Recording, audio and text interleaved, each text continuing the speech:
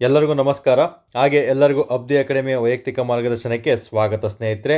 ಇಂದಿನ ವೈಯಕ್ತಿಕ ಮಾರ್ಗದರ್ಶನ ನಿಮ್ಗೆ ಆಲ್ರೆಡಿ ತಿಳಿಸಿದ ಹಾಗೆ ಒಂದು KE ಸ್ಪೆಷಲ್ 100 ಟಾಪಿಕ್ಗಳಲ್ಲಿ ಕಂಪ್ಲೀಟಾಗಿ ನಿಮಗೆ ಒಂದು ಮೆಂಟರಿಂಗ್ ಶಿಪ್ ಅಂದರೆ ನಿಮಗೆ ಎಕ್ಸಾಮಲ್ಲಿ ಯಾವ ಒಂದು ಪರೀಕ್ಷೆಗಳಲ್ಲಿ ಯಾವೆಲ್ಲ ಅಂಶಗಳನ್ನು ಕೇಳ್ತಾನೆ ಮತ್ತು ಯಾವ ರೀತಿ ಕೇಳ್ತಾನೆ ಮತ್ತು ನೀವು ಯಾವ ರೀತಿ ಅದಕ್ಕೆ ತಯಾರಿಯನ್ನು ನಡೆಸಿರಬೇಕು ಅಂತ ತಿಳಿಸ್ಕೊಡೋದೇ ಈ ಒಂದು ಮಿಷನ್ KEಯಲ್ಲಿ ಬರುವಂತಹ KE ಸ್ಪೆಷಲ್ 100 ಟಾಪಿಕ್ಗಳಾಗಿರ್ತವೆ. ಇಂದು ನಾವು 5ನೇ ಟಾಪಿಕನ್ನು ನೋಡ್ತಾ ಬರಬೇಕಾಗುತ್ತೆ. ನಾವು ಮೊದಲ ಬಾರಿಗೆ ಒಂದು 4 ಟಾಪಿಕ್ಗಳು ಬಹುಮುಖ್ಯವಾಗಿ ನಿಮ್ಗೆ ಆಲ್ರೆಡಿ ತಿಳಿಸಿದ ಹಾಗೆ ನಮ್ಮ ಒಂದು ಪ್ಲೇ ಲಿಸ್ಟಲ್ಲಿ ನೀವು ಇದೇ ಒಂದು ಯೂಟ್ಯೂಬ್ ಚಾನಲ್ ಪ್ಲೇ ಲಿಸ್ಟಿಗೆ ಹೋದರೆ ಮೊದಲ ಟಾಪ್ 4 ಟಾಪಿಕ್ಗಳು ನಿಮಗೆ ಸಿಗ್ತಾ ಬರ್ತವೆ. ತುಂಬ ಇಂಪಾರ್ಟೆಂಟ್ ಆಗಿರುವಂತಹ ಟಾಪಿಕ್ಗಳನ್ನೇ ಹೇಳ್ತಾ ಬಂದಿದ್ದೀನಿ. ಒಂದು ಸೌರಶಕ್ತಿ ಬಗ್ಗೆ ಆಗಿರ್ಬೋದು, ಮತ್ತು ನವೀಕರಿಸಬಹುದಾದ ಇಂಧನಗಳು ಮತ್ತು ಆಗದ ಇಂಧನಗಳ ಬಗ್ಗೆ ಆಗಿರ್ಬೋದು, ಮತ್ತು ನಿಮಗೆ STG ಮತ್ತು MDG ಬಗ್ಗೆ ಎಲ್ಲ ನಿಮಗೆ ತಿಳಿಸ್ಕೊಡ್ತಾ ಬಂದಿದ್ದೀನಿ. ಸೊ ಮತ್ತು ಶಾಸನಬದ್ಧ ಸಂಸ್ಥೆಗಳು ಯಾವುವು ಅಂತೆಲ್ಲ ತಿಳಿಸ್ಕೊಡ್ತಾ ನಿಮಗೆ ಒಂದು 360 ಆ್ಯಂಗಲಲ್ಲಿ ನಿಮಗೆ ಎಲ್ಲ ಮಾಹಿತಿಯನ್ನು ಅಲ್ಲಿ ನೀಡಿದ್ದೇನೆ ಸ್ನೇಹಿತರೆ. ದಯವಿಟ್ಟು ಯಾರೆಲ್ಲ ಹೊಸದಾಗಿ ವೀಡಿಯೋ ನೋಡ್ತಾ ಇದ್ದೀರಾ ಮೊದಲ 4 ವೀಡಿಯೋಗಳನ್ನು ನೋಡ್ತಾ ಬಂದರೆ ನಿಮಗೊಂದು ಫ್ಲೋ ಸಿಗುತ್ತೆ. ನಿಮಗೆ ಓದೋದಕ್ಕೂ ರೆಗ್ಯುಲರಾಗಿ ಯೂಟ್ಯೂಬ್ ನೋಡೋದಕ್ಕೂ ಸಾಧ್ಯವಾಗ್ತದೆ ಸ್ನೇಹಿತರೆ. ಸ್ವಲ್ಪ ಜನ ಅಭ್ಯರ್ಥಿಗಳು ಒಂದು 2-3 ಡೇಸಲ್ಲಿ ವೀಡಿಯೋ ಅಪ್ಲೋಡ್ ಆಗಿಲ್ಲ ಅಂದರೆ ಮೆಸೇಜ್ ಮಾಡ್ತಾ ಇದ್ದೀರಾ ಅಪ್ಲೋಡ್ ಮಾಡಿ ಅಂತ. ಸೊ ನಮಗೆ ಆಲ್ಮೋಸ್ಟ್ ನಿಮಗೆ ತಿಳಿಸಿದ ಹಾಗೆ ನೋಟಿಫಿಕೇಷನ್ ಆಗೋವರೆಗೂ ನಿಮಗೆ ವೀಡಿಯೋಸು 2 ಡೇಸ್ ಅಥವಾ 3 ಡೇಸಿಗೆ ಒಂದ್ಸಲ ಬರ್ತಾ ಇರುತ್ತೆ ಸ್ನೇಹಿತರೆ. ನಾವು ಸಹ ಫ್ರೀ ಮಾಡ್ಕೊಂಡು ಅದನ್ನೆಲ್ಲ ಮಾಡ್ಕೊಡ್ತಾ ಬರ್ತೀನಿ. ನೋಟಿಫಿಕೇಷನ್ ಆಯಿತು ಅಂತ ತಿಳ್ಕೊಳ್ಳಿ. ಪ್ರತಿದಿನವೂ ಸಹ ನಿಮಗೆ ಈ ಥರ KE ಸ್ಪೆಷಲ್ 100 ಟಾಪಿಕ್ಗಳನ್ನು ತಿಳಿಸ್ಕೊಡ್ತಾ ಬರ್ತೀನಿ. ಸದ್ಯಕ್ಕೆ 2-3 ದಿನಗಳಿಗೊಮ್ಮೆ ನೋಡ್ತಾ ಬರ್ತೀನಿ. ಅದಕ್ಕಿಂತ ಮುಂಚೆ ನಮ್ಮೊಂದು ಈಗ ಫಾರ್ ಎಕ್ಸಾಂಪಲ್ ಈಗ KE ಸ್ಪೆಷಲ್ ಟಾಪಿಕ್ 5 ಅಂತ ಹೇಳಿದರೆ ಇವತ್ತು ನಿಮಗೆ ಸ್ಪೆಸಿಫಿಕ್ಕಾಗಿ ಮೆನ್ಷನ್ ಮಾಡಿ ಕೊಡುವಂಥದ್ದು ಇಲ್ಲ ಆಗಿರ್ತದೆ.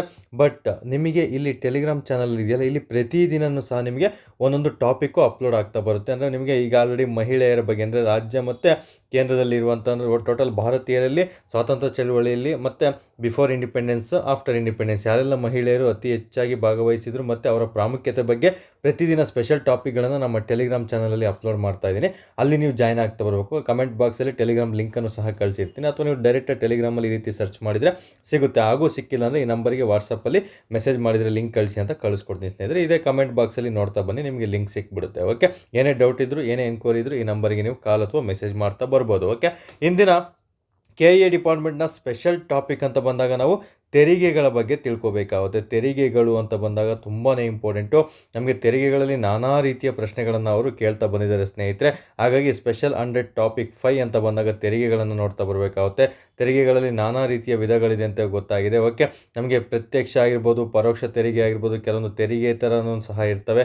ಅವು ಯಾವೆಲ್ಲ ಅಂತ ಓದ್ಕೋಬೇಕಾಗುತ್ತೆ. ಸೊ ಅದರ ಅರ್ಥವನ್ನು ತಿಳ್ಕೊಬೇಕಾಗುತ್ತೆ, ಅದರ ವಿಧಗಳನ್ನು ತಿಳ್ಕೊಳ್ತಾ ಬರಬೇಕಾಗುತ್ತೆ. ಮತ್ತು ಪ್ರತ್ಯಕ್ಷ ಪರೋಕ್ಷ ತೆರಿಗೆಗಳಿಗೆ ಉದಾಹರಣೆಗಳು ಯಾವುದು ಅಂತ ನಿಮಗೆ KE ಡಿಪಾರ್ಟ್ಮೆಂಟ್ ತುಂಬ ಬಾರಿ ಪ್ರಶ್ನೆಗಳು ಕೇಳ್ತಾನೆ. ಇದೇ ಪ್ರಶ್ನೆ ನಿಮಗೆ ಆಲ್ಮೋಸ್ಟ್ ಕೇಳುವಂಥ ಚಾನ್ಸಸ್ ತುಂಬಾ ಇರುತ್ತೆ. ಮತ್ತು ಕೇಂದ್ರ ತೆರಿಗೆಗಳು ಯಾವುದಿದೆ, ರಾಜ್ಯ ಸರ್ಕಾರ ವಿಧಿಸುವಂಥ ತೆರಿಗೆಗಳು ಯಾವುದು, ಮತ್ತು ಇಲ್ಲಿ ಟ್ವಿಸ್ಟ್ ಮಾಡಿ ಕೇಳ್ತಾನೆ ಕೇಂದ್ರ ಸರ್ಕಾರ ತೆರಿಗೆಯನ್ನು ಕಲೆಕ್ಟ್ ಮಾಡಿ ರಾಜ್ಯ ಸರ್ಕಾರಕ್ಕೆ ಹಂಚಿಕೆ ಮಾಡೋದು ಯಾವುದು, ರಾಜ್ಯ ಸರ್ಕಾರ ತೆರಿಗೆಯನ್ನು ಸಂಗ್ರಹಿಸಿ ಕೇಂದ್ರ ಸರ್ಕಾರಕ್ಕೆ ಕೊಟ್ಟ ಮೇಲೆ ಮತ್ತೆ ಅದನ್ನು ವಿಭಾಗಿಸುವಂತಹ ಅಧಿಕಾರನೂ ಸಹ ಕೇಂದ್ರ ಸರ್ಕಾರಕ್ಕೆ ಇರೋದ್ರಿಂದ ರಾಜ್ಯ ಸರ್ಕಾರಕ್ಕೂ ಕೆಲವೊಂದು ತೆರಿಗೆಗಳನ್ನು ಕಲೆಕ್ಟ್ ಮಾಡಿಕೊಂಡು ಕೊಡುತ್ತೆ ಸ್ನೇಹಿತರೆ. ಅದಂತಹ ತೆರಿಗೆಗಳು ಯಾವುದು ಅಂತಲೂ ಸಹ ತಿಳ್ಕೊಬೇಕಾಗುತ್ತೆ. ಇನ್ನು 2025ರ ಒಂದು ತೆರಿಗೆ ಲಿಮಿಟ್ ಎಷ್ಟೆಲ್ಲ ಇದೆ, ಎಷ್ಟೆಷ್ಟು ಸ್ಲ್ಯಾಬ್ಗಳಿದೆ, ಆ ಸ್ಲ್ಯಾಬ್ಗಳಿಗೆ ತಕ್ಕಂಗೆ ನಿಮ್ಮ ಪ್ರಶ್ನೆಗಳನ್ನು ಕೇಳ್ತಾ ಬರ್ತಾನೆ. ಫಾರ್ ಎಕ್ಸಾಂಪಲ್ 0 4 ಲಕ್ಷ ಅಂತ ಬಂದಾಗ ಇಲ್ಲಿ ಶೂನ್ಯ ಇನ್ಕಮ್ ಇರುತ್ತೆ. ಇತ್ತೀಚೆಗೆ 0 12 ಲಕ್ಷಕ್ಕೂ ಸಹ ಮಾಡಬೇಕಂತ ಇದ್ದಾರೆ. ಸೊ ಅದನ್ನು ಸಹ ಶೂನ್ಯ ಇನ್ಕಮ್ ಆಗಿರುತ್ತೆ. ಸೊ ಈ ರೀತಿ ಪ್ರಶ್ನೆಯನ್ನು ಕೇಳ್ತಾರೆ. ನಿಮ್ಮ ಒಂದು ಇನ್ಕಮು 0 4 ಲಕ್ಷ ರೂಪಾಯಿ ಇತ್ತಂದರೆ ನೀವು ಯಾವುದೇ ಥರ ಟ್ಯಾಕ್ಸ್ ಪೇ ಮಾಡೋದಿಲ್ಲ. ಈ ರೀತಿ ಸ್ಲ್ಯಾಬ್ಗಳನ್ನು ಅವರು ಕೊಟ್ಟಿರ್ತಾ ಬಂದಿರ್ತಾರೆ. ಸೊ ಬಜೆಟ್ ಪ್ರಕಾರ ಯಾವೆಲ್ಲ ಒಂದು ಸ್ಲ್ಯಾಬ್ ಇದ್ವು ಅವುಗಳ ಸಹ ನಾನು ನಿಮಗೆ ತಿಳಿಸ್ಕೊಡ್ತಾ ಬರ್ತೀನಿ. ಸೊ ಇಷ್ಟು ಅಂಶಗಳು ಸಹ ನೀವು ತಿಳ್ಕೊಂಡಿದ್ದೆ ಅದರಲ್ಲಿ ಡೈರೆಕ್ಟ್ ಆರ್ ಇಂಡೈರೆಕ್ಟ್ ಮತ್ತು ಟ್ಯಾಕ್ಸ್ ಅಂತ ಬಂದಾಗ ನಿಮಗೆ ಇಲ್ಲೇ ಪ್ರಶ್ನೆಗಳು ಫ್ರೇಮ್ ಆಗ್ತಾ ಬರ್ತವೆ. ಒಂದೊಂದಾಗಿ ಅಂಶಗಳನ್ನು ನಾವೀಗ ನೋಡ್ತಾ ಬರೋಣ ಸ್ನೇಹಿತರೆ. ಓಕೆ, ಈಗ ಮೊದಲ ಬಾರಿಗೆ ನಾವು ತೆರಿಗೆ ಅಂತ ಬಂದಾಗ ಅದರ ಅರ್ಥವನ್ನು ನೋಡ್ತಾ ಬರಬೇಕಾಗುತ್ತೆ. ಜನರು ಸರ್ಕಾರದಿಂದ ಯಾವುದೇ ನೇರ ಪ್ರತಿಫಲವನ್ನು ಅಪೇಕ್ಷಿಸದೆ ಸರ್ಕಾರಕ್ಕೆ ಕಡ್ಡಾಯವಾಗಿ ಸಲ್ಲಿಸಬಹುದಾದಂತಹ ವಂತಿಗೆಗಳನ್ನು, ಥಿಂಗ್ಸ್ಗಳನ್ನು ನಾವು ತೆರಿಗೆ ಅಂತ ಕರಿತಾ ಬರ್ತೀವಿ. ಓಕೆ, ಇಲ್ಲಿ ನಿಮಗೆ ಕನ್ನಡದಲ್ಲಿ ವಂತಿಗೆ ಅಂತ ಕೊಟ್ಟಿದ್ದಾರೆ. ವಂತಿಗೆ ನಥಿಂಗ್ ಬಟ್ ಕಾಂಟ್ರಿಬ್ಯೂಷನ್. ಇವೇನು ಇಂಗ್ಲೀಷಲ್ಲಿ ಕಾಂಟ್ರಿಬ್ಯೂಷನ್ ಅಂತ ಕರೀತಾರಲ್ಲ ಅದೇ ಆಗಿರ್ತದೆ, ನೆನಪಲ್ಲಿರಬೇಕಾಗುತ್ತೆ. ಓಕೆ, ಜನರು ಸರ್ಕಾರದಿಂದ ಯಾವುದೇ ಒಂದು ನೇರ ಪ್ರತಿಫಲವನ್ನು ಅಪೇಕ್ಷಿಸದೆ ಸರ್ಕಾರಕ್ಕೆ ಕಡ್ಡಾಯವಾಗಿ ಸಲ್ಲಿಸಬೇಕಾದಂತಹ ಕಾಂಟ್ರಿಬ್ಯೂಷನ್ಗಳನ್ನು ನಾವು ತೆರಿಗೆ ಅಂತ ಕರಿತೀವಿ. ಸರ್ಕಾರ ಯಾವುದೇ ಥರ ನಮಗೆ ಕೇಳೋದಿಲ್ಲ, ಬಟ್ ನಮ್ಮ ಒಂದು ಕರ್ತವ್ಯ ನಾವು ತೆರಿಗೆಯನ್ನು ಕೊಟ್ಟರೆ ರಾಜ್ಯ ಸರ್ಕಾರ, ಕೇಂದ್ರ ಸರ್ಕಾರಕ್ಕೆ ಲಾಭ ಆಗಿರ್ತದೆ ಸ್ನೇಹಿತರೆ. ಎಲ್ಲ ನಮ್ಮ ತೆರಿಗೆಗಳಿಂದ ಬರುವಂತಹ ಅಮೌಂಟನ್ನೇ ಅವರು ಪ್ರತಿಯೊಂದಕ್ಕೂ ಸಹ ಯೂಸ್ ಮಾಡ್ಕೊತಾರೆ. ಅದು ಯಾವೆಲ್ಲ ಒಂದು ಇದರಿಂದ ನಿಮಗೆ ಯಾವುದೋ ಒಂದು ಕೇಂದ್ರ ಸರ್ಕಾರದಲ್ಲಿ ಯಾವೆಲ್ಲ ಒಂದು ಕ್ಷೇತ್ರಗಳಿಂದ ಅತಿ ಹೆಚ್ಚಾಗಿ ತೆರಿಗೆ ಬರುತ್ತೆ, ಯಾವುದ್ರಲ್ಲಿ ಕಡಿಮೆ ಬರುತ್ತೆ, ಯಾವುದಕ್ಕೆ ಎಷ್ಟೆಷ್ಟು ಹಂಚಿಕೆ ಮಾಡಿರ್ತಾರೆ ಅವನ್ನೆಲ್ಲ ನೀವು ಬಜೆಟ್ ಅಂತ ನಾನು ನಿಮಗೆ ಎಕ್ಸಾಮ್ ಟೈಮಲ್ಲಿ ಬಜೆಟ್ ಬಗ್ಗೆ ಕ್ಲಾಸ್ ಮಾಡ್ತಾ ಬರ್ತೀನಿ. ಕಂಪ್ಲೀಟಾಗಿ ಈ ವರ್ಷದ ಎಕ್ಸಾಮ್ ನಡೀತಾ ಇದೆ ಅಂದರೆ ಈಗ ನಿಮಗೆ ಫೆಬ್ರವರಿ ಜನವರಿಲಿ ಎಕ್ಸಾಮ್ ಇತ್ತಂದರೆ ಲಾಸ್ಟ್ ಕಳೆದ ವರ್ಷ 2025 ಬಜೆಟನ್ನು ನೀವು ಓದ್ಕೊಳ್ತಾ ಬರಬೇಕಾಗುತ್ತೆ.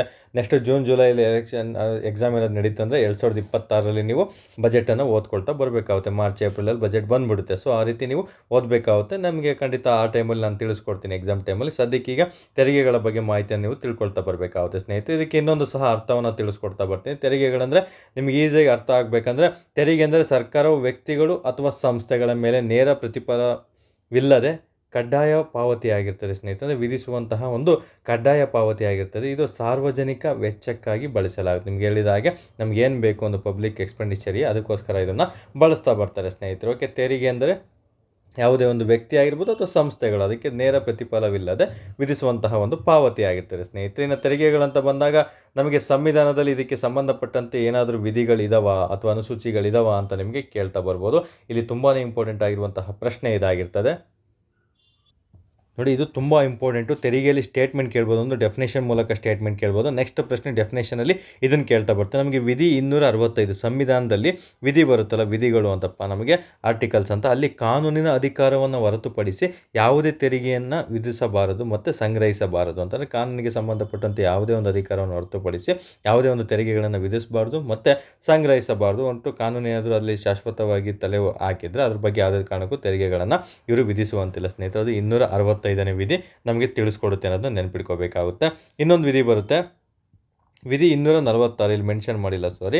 ಓಕೆ, ಈ ವಿಧಿ 246 ಅಂತ ಇದೆಯಲ್ಲ, ಇದು ಏನರ ಬಗ್ಗೆ ತಿಳಿಸ್ಕೊಡುತ್ತೆ ಅಂತ ಹೇಳಿದರೆ, ವಿಧಿ 246 ನಮಗೆ ಇದು ತೆರಿಗೆಯನ್ನು ಒಳಗೊಂಡಂತೆ ಶಾಸನಗಳನ್ನು ರೂಪಿಸುವಂತಹ ಅಧಿಕಾರ ಸಂಸತ್ತಿಗೆ ಇದೆ ಅಂತ ತಿಳಿಸ್ಕೊಡುತ್ತೆ. ತುಂಬಾ ಇಂಪಾರ್ಟೆಂಟು, ನೆನಪಲ್ಲಿ ಇಟ್ಕೊಳ್ಳಿ. ನಿಮಗೆ ಪೊಲಿಟಿಲೂ ಸಹ ಇದು ಪ್ರಶ್ನೆ ಕೇಳ್ತಾ ಬರ್ಬೋದು ಅಥವಾ ಇಲ್ಲೂ ಸಹ ಸ್ಟೇಟ್ಮೆಂಟನ್ನು ಕೇಳಿದಾಗ ನಿಮಗೆ ಬರ್ಬೋದು ಸ್ನೇಹಿತರೆ.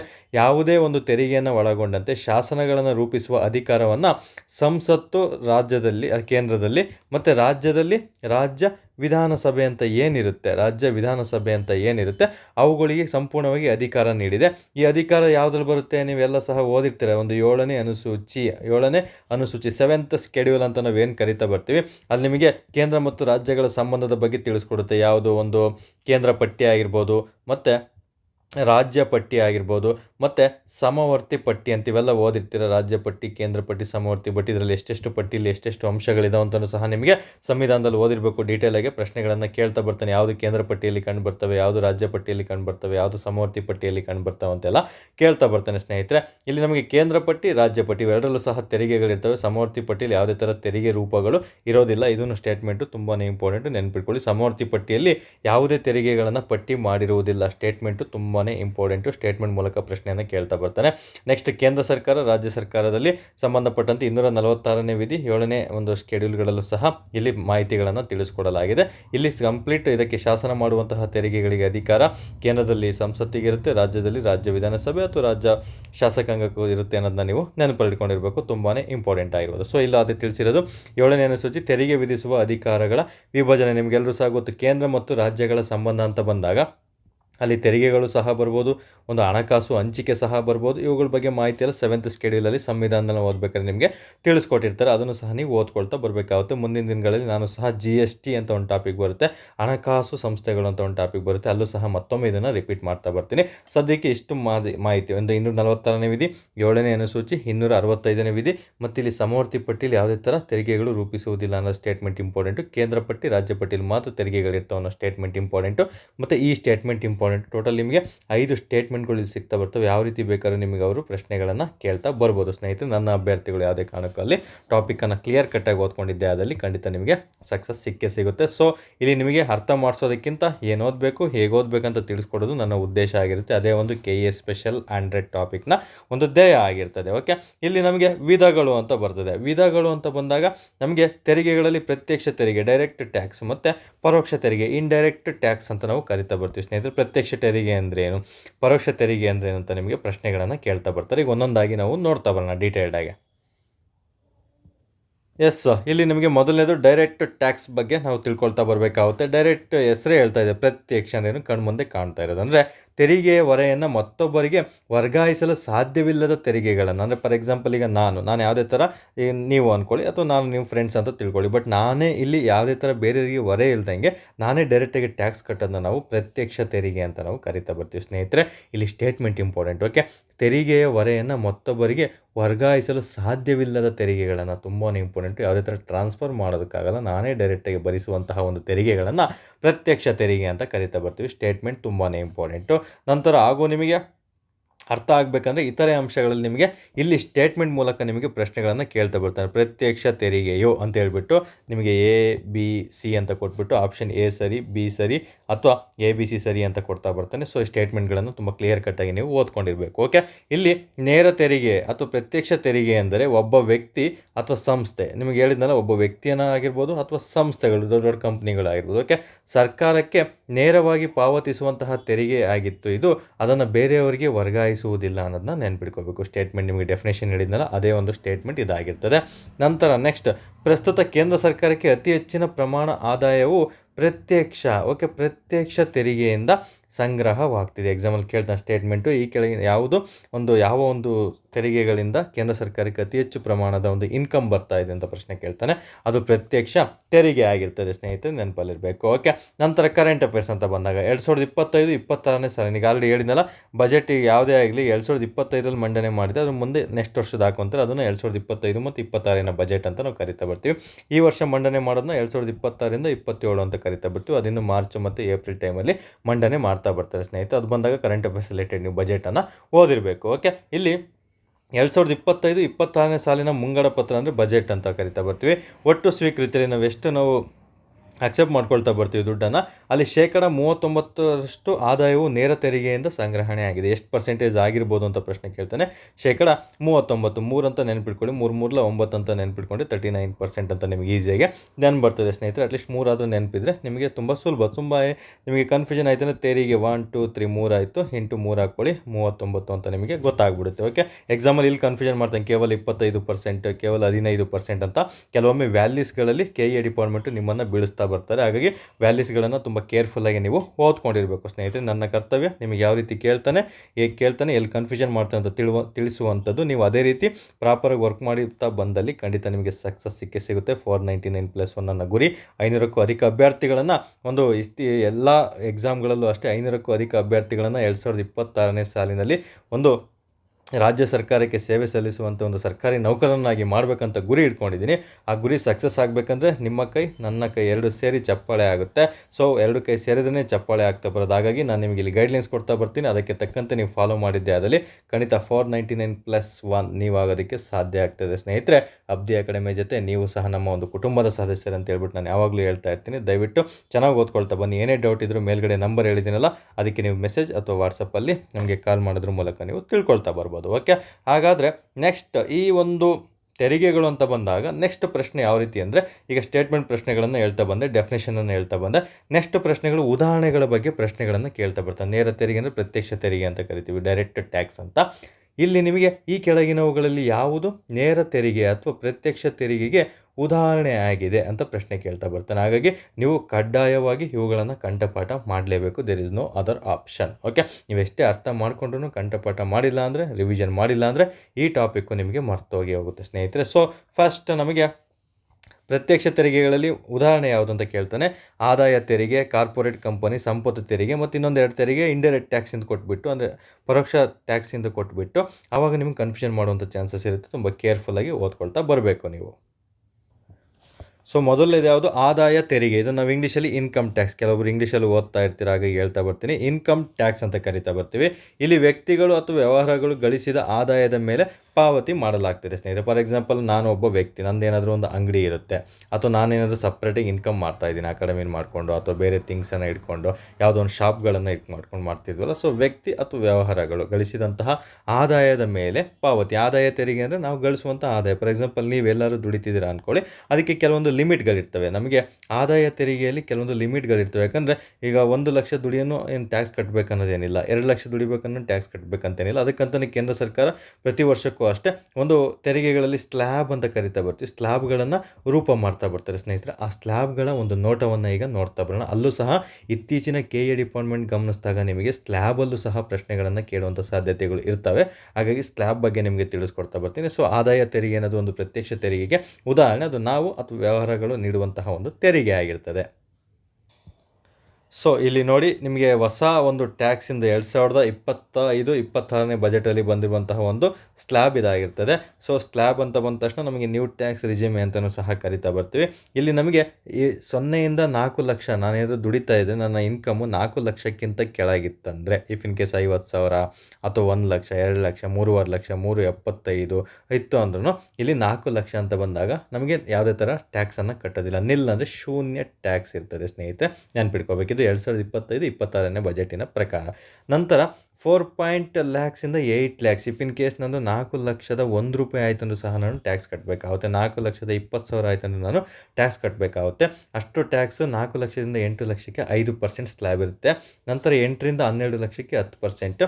ಅದೇ ರೀತಿ 12-16, 16-20, 20 ಲ್ಯಾಕ್ಸ್ ಅಬೋ ಮತ್ತು ಅಬೋ 24 ಲ್ಯಾಕ್ಸ್ ಇತ್ತಂದರೆ ಇಲ್ಲಿ 30% ಆಗಿರುತ್ತೆ. ಸೊ ಎಕ್ಸಾಮಲ್ಲಿ ನಿಮಗೆ ಕಡಿಮೆ ಅಂತ ಕೇಳಿದರೆ 0 ಆಗಿರ್ತದೆ, ಮ್ಯಾಕ್ಸಿಮಮ್ ಎಷ್ಟಿದೆ ಅಂತ ಕೇಳಿದರೆ 30% ಅನ್ನೋದನ್ನ ನೆನ್ಪಿಟ್ಕೊಂಡಿರಬೇಕು.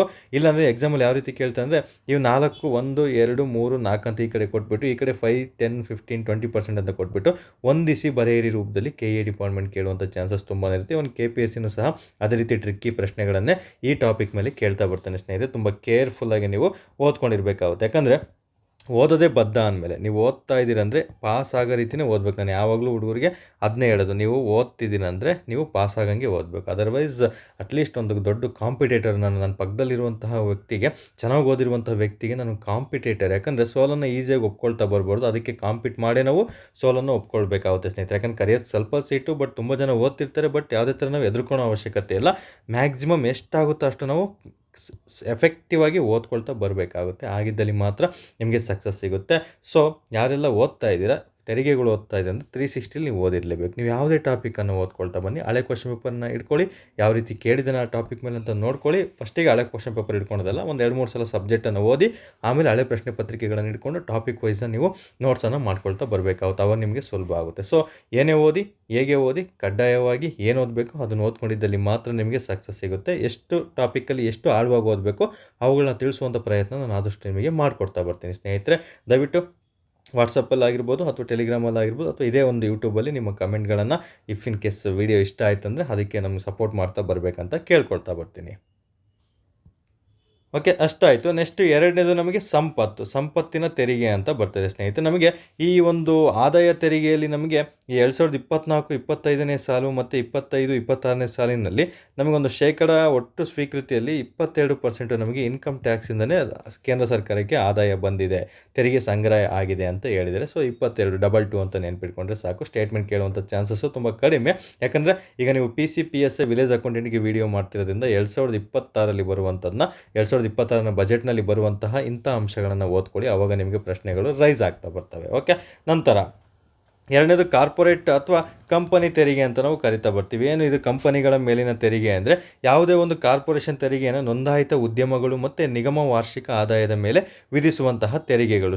ಸ್ಟೇಟ್ಮೆಂಟ್ ತುಂಬಾ ಇಂಪಾರ್ಟೆಂಟು. ನಿಗಮ ವಾರ್ಷಿಕ ಆದಾಯ, ಈಗ ಕಂಪನಿ ಅಂತ ಬಂದ ತಕ್ಷಣ 10 ವರ್ಷಕ್ಕೊಂದ್ಸಲ ಕಟ್ಬೋದಾ, 5 ವರ್ಷಕ್ಕೊಂದ್ಸಲ ಕಟ್ಬೋದಾ ಅಂತ ಕೇಳ್ತಿಲ್ಲ.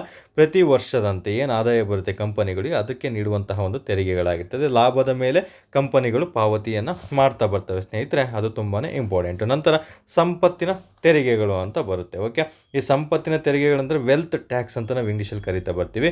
ವೆಲ್ತ್ ಟ್ಯಾಕ್ಸಿಗೆ ನಮಗೆ ಯಾವ ಸಮಿತಿ ಇದಕ್ಕೆ ಶಿಫಾರಸು ಮಾಡ್ತು ಅಂತ ಕೇಳ್ತಾ ಬರ್ತಾನೆ. ಇದು ತುಂಬಾ ಇಂಪಾರ್ಟೆಂಟು, ನೀವೆಲ್ಲ ಕೇಳಿರ್ತೀರ. ಒಂದು ಕಾಲ್ಡರ್ ಸಮಿತಿ ಅಂತ ಬರುತ್ತೆ. ಕಾಲ್ಡರ್ ಸಮಿತಿಯು ನಮಗೆ 1957ರಲ್ಲಿ ಇದಕ್ಕೆ ಒಂದು ವರದಿಯನ್ನು ನೀಡ್ತಾ ಬರುತ್ತೆ. ಸಂಪತ್ತಿನ ಮೇಲಿನ ತೆರಿಗೆಯನ್ನು ಜಾರಿಗೊಳಿಸಬೇಕು ಅಂತ ಹೇಳ್ಬಿಟ್ಟು ಈ ಕಾಲ್ಡರ್ ಸಮಿತಿ ಮೂಲಕ ಜಾರಿಗೆ ತರ್ತಾರೆ ಸ್ನೇಹಿತರೆ. ಎಕ್ಸಾಂಪಲ್ ಕೇಳ್ಬೋದು, ಕಾಲ್ಡರ್ ಸಮಿತಿ ಯಾವುದಕ್ಕೆ ಸಂಬಂಧಪಟ್ಟಿದೆ ಅಂತ ಡೈರೆಕ್ಟಾಗಿ ಕೇಳ್ತಾ ಬರ್ತಾನೆ. ಅವು ತೆರಿಗೆಗಳಿಗೆ ಸ್ಪೆಸಿಫಿಕ್ಕಾಗಿ ಕೇಳಿದರೆ ಸಂಪತ್ತಿನ ತೆರಿಗೆಗಳಿಗೆ ಇದು ಸಂಬಂಧಪಟ್ಟಿದೆ ಅಂತ ಕೇಳ್ತಾ ಬರ್ತಾನೆ. ಸ್ವಲ್ಪ ದಿನ ಇದನ್ನು ವಿಧಿಸಿದ್ರು. ತದನಂತರ ನಮಗೆ 2015, 16 ವರ್ಷ ಏನು ಇಂಪಾರ್ಟೆಂಟ್ ಅಲ್ಲ, ಅವಾಗ ಇದನ್ನು ರದ್ದು ಬರ್ತಾರೆ ಸ್ನೇಹಿತರೆ. ಯಾವುದೇ ಥರ ಸಂಪತ್ತಿನ ಮೇಲಿನ ತೆರಿಗೆ ವಿಧಿಸೋದು ಬೇಡ ಅಂತ ಹೇಳ್ಬಿಟ್ಟು ಇದನ್ನು ರದ್ದು ಮಾಡಲಾಗಿದೆ, ನೆನ್ಪಿಟ್ಕೊಳ್ಳಿ. ಬಟ್ ಎಕ್ಸಾಮಲ್ಲಿ ಕೇಳ್ತಾನೆ ಯಾವುದು ಡೈರೆಕ್ಟ್ ಯಾವುದು ಇಂಡೈರೆಕ್ಟ್ ಟ್ಯಾಕ್ಸಿಗೆ ಉದಾಹರಣೆಗಳನ್ನು ಕಡ್ಡಾಯವಾಗಿ ನೀವು ಓದಿರಲೇಬೇಕು. ನಂತರ ಬಂಡವಾಳ ಲಾಭದ ಒಂದು ತೆರಿಗೆಗಳ ಬಗ್ಗೆ ತಿಳ್ಕೊಳ್ತಾ ಬರಬೇಕಾಗುತ್ತೆ. ಇಲ್ಲಿ ಆಸ್ತಿಗಳ ಮಾರಾಟದಿಂದ ಬರುವ ಲಾಭದ ಮೇಲೆ ಪಾವತಿಸಲಾಗುವಂತಹ ಒಂದು ತೆರಿಗೆಗಳು, ಆಸ್ತಿ ಆಗಿರ್ಬೋದು, ಷೇರುಗಳಾಗಿರ್ಬೋದು ಮತ್ತು ಇತ್ಯಾದಿಗಳ ಮೇಲೆ ವಿಧಿಸುವಂತಹ ಒಂದು ತೆರಿಗೆ ಆಗಿರ್ತದೆ ಸ್ನೇಹಿತರೆ. ಇದು 4ನೇದು. ನಂತರ ಬರೋದು ಆಸ್ತಿ ಹಕ್ಕುದಾರಿಕೆ ತೆರಿಗೆಗಳು ಅಂತ ನಾವು ಕರಿತಾ ಬರ್ತೀವಿ. ಏನಿದು ಎಸ್ಟೇಟ್ ಡ್ಯೂಟಿ ಅಂತ ನಾವು ಇಂಗ್ಲೀಷಲ್ಲಿ ಕರಿತೀವಿ. ಎಸ್ಟೇಟ್ ಡ್ಯೂಟಿ ಅಂದರೆ ಆಸ್ತಿ ಮಾಲೀಕರು ಇವುಗಳ ಬಗ್ಗೆ ಪಾವತಿಸ್ತಾರೆ. ನಿಮಗೆ ಡೆಫಿನೇಷನ್ ಇಂಪಾರ್ಟೆಂಟ್ ಏನಲ್ಲ, ಜಸ್ಟ್ ಆಸ್ತಿ ಹಕ್ಕುದಾರಿಕೆ ತೆರಿಗೆ ಅನ್ನೋದು ಒಂದು ಡೈರೆಕ್ಟ್ ಟ್ಯಾಕ್ಸಿಗೆ ಉದಾಹರಣೆ ಅಂತ ತಿಳ್ಕೊಂಡಿದ್ರೆ ಸಾಕು. ಇದನ್ನು ಸಹ ರದ್ದು ಮಾಡಲಾಗಿದೆ. ನಂತರ ಆನುವಂಶಿಕ ಅಥವಾ ಎಸ್ಟೇಟ್ ತೆರಿಗೆ ಅಂತ ಕರಿತಾ ಬರ್ತೀವಿ. ಇಲ್ಲಿ ಆನುವಂಶಿಕ ಸಂಪತ್ತಿನ ಮೇಲೆ ಪಾವತಿಸಲಾಗುತ್ತದೆ, ಕೇವಲ ದೇಶದಲ್ಲಿ ನಿರ್ದಿಷ್ಟವಾಗಿರುವಂತಹ ಸ್ಥಳಗಳಲ್ಲಿ ಮಾತ್ರ. ಇದನ್ನು ಸಹ ರದ್ದು ಮಾಡಲಾಗಿದೆ. ನಂತರ ಉಡುಗೊರೆ ತೆರಿಗೆ ತುಂಬಾ ಇಂಪಾರ್ಟೆಂಟು. PCPSI KSP ಡಿಪಾರ್ಟ್ಮೆಂಟ್ ನಡೆಸಬೇಕಾದ್ರೆ ಈ ಪ್ರಶ್ನೆ ಕೇಳಿದ್ದಾನೆ, ಎಷ್ಟರಲ್ಲಿ ಉಡುಗೊರೆ ಅಂದರೆ ಗಿಫ್ಟ್ ಟ್ಯಾಕ್ಸ್ ಅಂತ ಕರಿತೀವಿ, ಎಷ್ಟರಲ್ಲಿ ಜಾರಿಗೆ ತಂದರು ಅಂತ. 1957ರಲ್ಲಿ ಇದನ್ನು ಜಾರಿಗೆ ತರಲಾಯಿತು ಸ್ನೇಹಿತರೆ. ಮತ್ತು ಇದನ್ನು ಸಹ ಆಲ್ಮೋಸ್ಟ್ ರದ್ದು ಮಾಡಲಾಯಿತು 1998ರಲ್ಲಿ. ವರ್ಷ ಏನು ಇಂಪಾರ್ಟೆಂಟ್ ಅಲ್ಲ, ಜಸ್ಟ್ ಹೇಳಿದೆ ಅಷ್ಟೇ. ಓಕೆ. ನಂತರ ಬಡ್ಡಿ ತೆರಿಗೆ ಅಂದರೆ ಇಂಟ್ರೆಸ್ಟ್ ಟ್ಯಾಕ್ಸ್ ಅಂತ ಏನು ಕರಿತಾ ಬರ್ತೀವಿ, ಇದನ್ನು ಸಹ ರದ್ದು ಮಾಡಲಾಗಿದೆ. ಇದನ್ನು ಸಹ ಡೈರೆಕ್ಟ್ ಟ್ಯಾಕ್ಸಿಗೆ ಉದಾಹರಣೆ ಆಗಿದೆ. ನಂತರ ಭತ್ಯೆಗಳ ಮೇಲಿನ ತೆರಿಗೆ ರದ್ದಾಗಿದೆ. ವೆಚ್ಚದ ತೆರಿಗೆ ಆಗಿರ್ಬೋದು ಮತ್ತು ಬ್ಯಾಂಕ್ ನಗದು ವ್ಯವಹಾರಗಳ ತೆರಿಗೆ ಅಂತ ನಾವು ಕರಿತಾ ಬರ್ತೀವಿ, ಇದನ್ನು ಸಹ ಇಂಪಾರ್ಟೆಂಟ್ ಆಗಿರ್ತದೆ. ನಂತರ ಷೇರು ವ್ಯವಹಾರಗಳ ಒಂದು ತೆರಿಗೆಗಳಾಗಿರ್ಬೋದು, ಇವೆಲ್ಲನೂ ಸಹ ನಮಗೇನಕ್ಕೆ ಪ್ರತ್ಯಕ್ಷ ತೆರಿಗೆಗೆ ಉದಾಹರಣೆ. ನಿಮಗೆ ಏನು ಡೆಫಿನೇಷನ್ ಗೊತ್ತಿರೋ ಪರವಾಗಿಲ್ಲ, ಜಸ್ಟ್ ಆದಾಯ ತೆರಿಗೆ ಒಂದು ನಿಮಗೆ ಸ್ಲ್ಯಾಬ್ ಹೇಳಿದ್ನಲ್ಲ, ಅಲ್ಲಿ ಸ್ವಲ್ಪ ಸ್ಲ್ಯಾಬ್ಗಳನ್ನು ಓದ್ಕೊಳ್ಳಿ. ಅದನ್ನು ಮಿಕ್ಕಿದ್ದು ಇನ್ನು ಒಂದು ವರ್ಡಲ್ಲೇ ಡೈರೆಕ್ಟಾಗಿ ಈ ರೀತಿ ನೆನ್ಪಿಟ್ಕೊಳ್ಳಿ. ಎಕ್ಸಾಮಲ್ಲಿ ಕೇಳ್ತಾನೆ, ಈ ಕೆಳಗಿನವುಗಳಲ್ಲಿ ಯಾವುದು ಡೈರೆಕ್ಟ್ ಟ್ಯಾಕ್ಸಿಗೆ ಉದಾಹರಣೆ ಆಗಿದೆ ಅಥವಾ ಇಂಡೈರೆಕ್ಟ್ ಟ್ಯಾಕ್ಸಿಗೆ ಉದಾಹರಣೆ ಅಲ್ಲ ಅಂತ ಪ್ರಶ್ನೆಯನ್ನು ಕೇಳ್ತಾರೆ. ಹಾಗಾಗಿ ಇವುಗಳನ್ನು ಏನು ಮಾಡಬೇಕಂದ್ರೆ ಒಂದು ಶೀಟ್ ಇಟ್ಕೋಬೇಕು, ಅಲ್ಲಿ direct tax, indirect tax. Okay, direct ಟ್ಯಾಕ್ಸಿಗೆ ಇಲ್ಲಿ ಒಂದು ಕಡೆ ಬರ್ಕೊಳ್ಳಿ, ಇಂಡೈರೆಕ್ಟ್ ಟ್ಯಾಕ್ಸಿಗೆ ಇಲ್ಲೊಂದು ಸಲ ಬರ್ಕೊಳ್ಳಿ. ನೆಕ್ಸ್ಟ್ ಇನ್ನೂ 2 ಹೇಳ್ತೀನಿ ಮುಂದೆ, ಕೇಂದ್ರ ಸರ್ಕಾರ ವಿಧಿಸುವುದು, ರಾಜ್ಯ ಸರ್ಕಾರ ವಿಧಿಸುವುದು ಅಂತ. ಅಲ್ಲೂ ಸಹ ಒಂದು ಶೀಟನ್ನು ಮಾಡಿಟ್ಕೊಂಡು ನೀವು ಪದೇ ಪದೇ ಅದನ್ನು ಒಂದು ತಿಂಗಳಿಗೆ ಒಂದು 5ರಿಂದ 6 ಬಾರಿ ಅವುಗಳ ಶೀಟ್, ಎಲ್ಲಾದರೂ ಟೀ ಕಾಫಿ ಕುಡಿಯೋಕ್ಕೆ ಹೋದಾಗ ಆ ಶೀಟ್ಗಳನ್ನು ತಗೊಂಡು ನೀವು ಓದ್ಕೊಳ್ತಾ ಇದ್ದಲ್ಲಿ, ಅಥವಾ ಬಸ್ಸಲ್ಲೆಲ್ಲ ಜರ್ನಿ ಮಾಡಬೇಕಾದ್ರೆ ಅಥವಾ ಎಲ್ಲಾದರೂ ಜರ್ನಿ ಮಾಡಬೇಕಾದ್ರೆ ಅದನ್ನು ಓದ್ಕೊಳ್ತಾ ಇದ್ದರೆ ಖಂಡಿತ ನಿಮಗೆ ನೆನಪು ಉಳಿಯುತ್ತೆ ಸ್ನೇಹಿತರೆ. ಇಲ್ಲಿ ಬೇರೆ ಆಪ್ಷನ್ ಇಲ್ಲ, ಕಡ್ಡಾಯವಾಗಿ ಕಂಠಪಾಠ ಮಾಡಲೇಬೇಕು. ಪದೇ ಪದೇ ರಿವಿಷನ್ ಮಾಡಿದರೆ ಮಾತ್ರ ನೀವು ಸಕ್ಸಸ್ ಸಿಗೋದಕ್ಕೆ ಕಾರಣ ಆಗಿರ್ತದೆ. ಎಸ್, ನೆಕ್ಸ್ಟ್ ನಮಗೇನು ಪರೋಕ್ಷ ತೆರಿಗೆ, ಪ್ರತ್ಯಕ್ಷ ತೆರಿಗೆ ಬಗ್ಗೆ ಹೇಳಿದೆ. ಇನ್ನೂ ಸಹ ಹೇಳೋದಿದೆ, ಮುಂದೆ ತಿಳಿಸ್ಕೊಡ್ತಾ ಬರ್ತೀನಿ ಕಂಪ್ಯಾರಿಸನ್ ಮಾಡಿ. ಸದ್ಯಕ್ಕೀಗ ಪ್ರತ್ಯಕ್ಷ ತೆರಿಗೆ ಬಗ್ಗೆ ಅಷ್ಟು ತಿಳ್ಕೊಳ್ಳಿ. ಈಗ ಪರೋಕ್ಷ ತೆರಿಗೆ ಬಗ್ಗೆ ಸ್ವಲ್ಪ ಮಾಹಿತಿಯನ್ನು ನೋಡ್ತಾ ಬರೋಣ. ಸೊ ಇಲ್ಲಿ ತುಂಬ ಸಿಂಪಲ್ಲು ನೋಡಿ, ಅರ್ಥ ಮಾಡಿಕೊಂಡು ಓದ್ತಾ ಕೂತ್ಕೊಂಡ್ರೆ ಇದು ನಿಮ್ಗೆ ಅರ್ಥ ಮಾಡ್ಕೊಂಡು ಓದೋದಕ್ಕೆ ಇದೇನು UPSC ಅಲ್ಲ.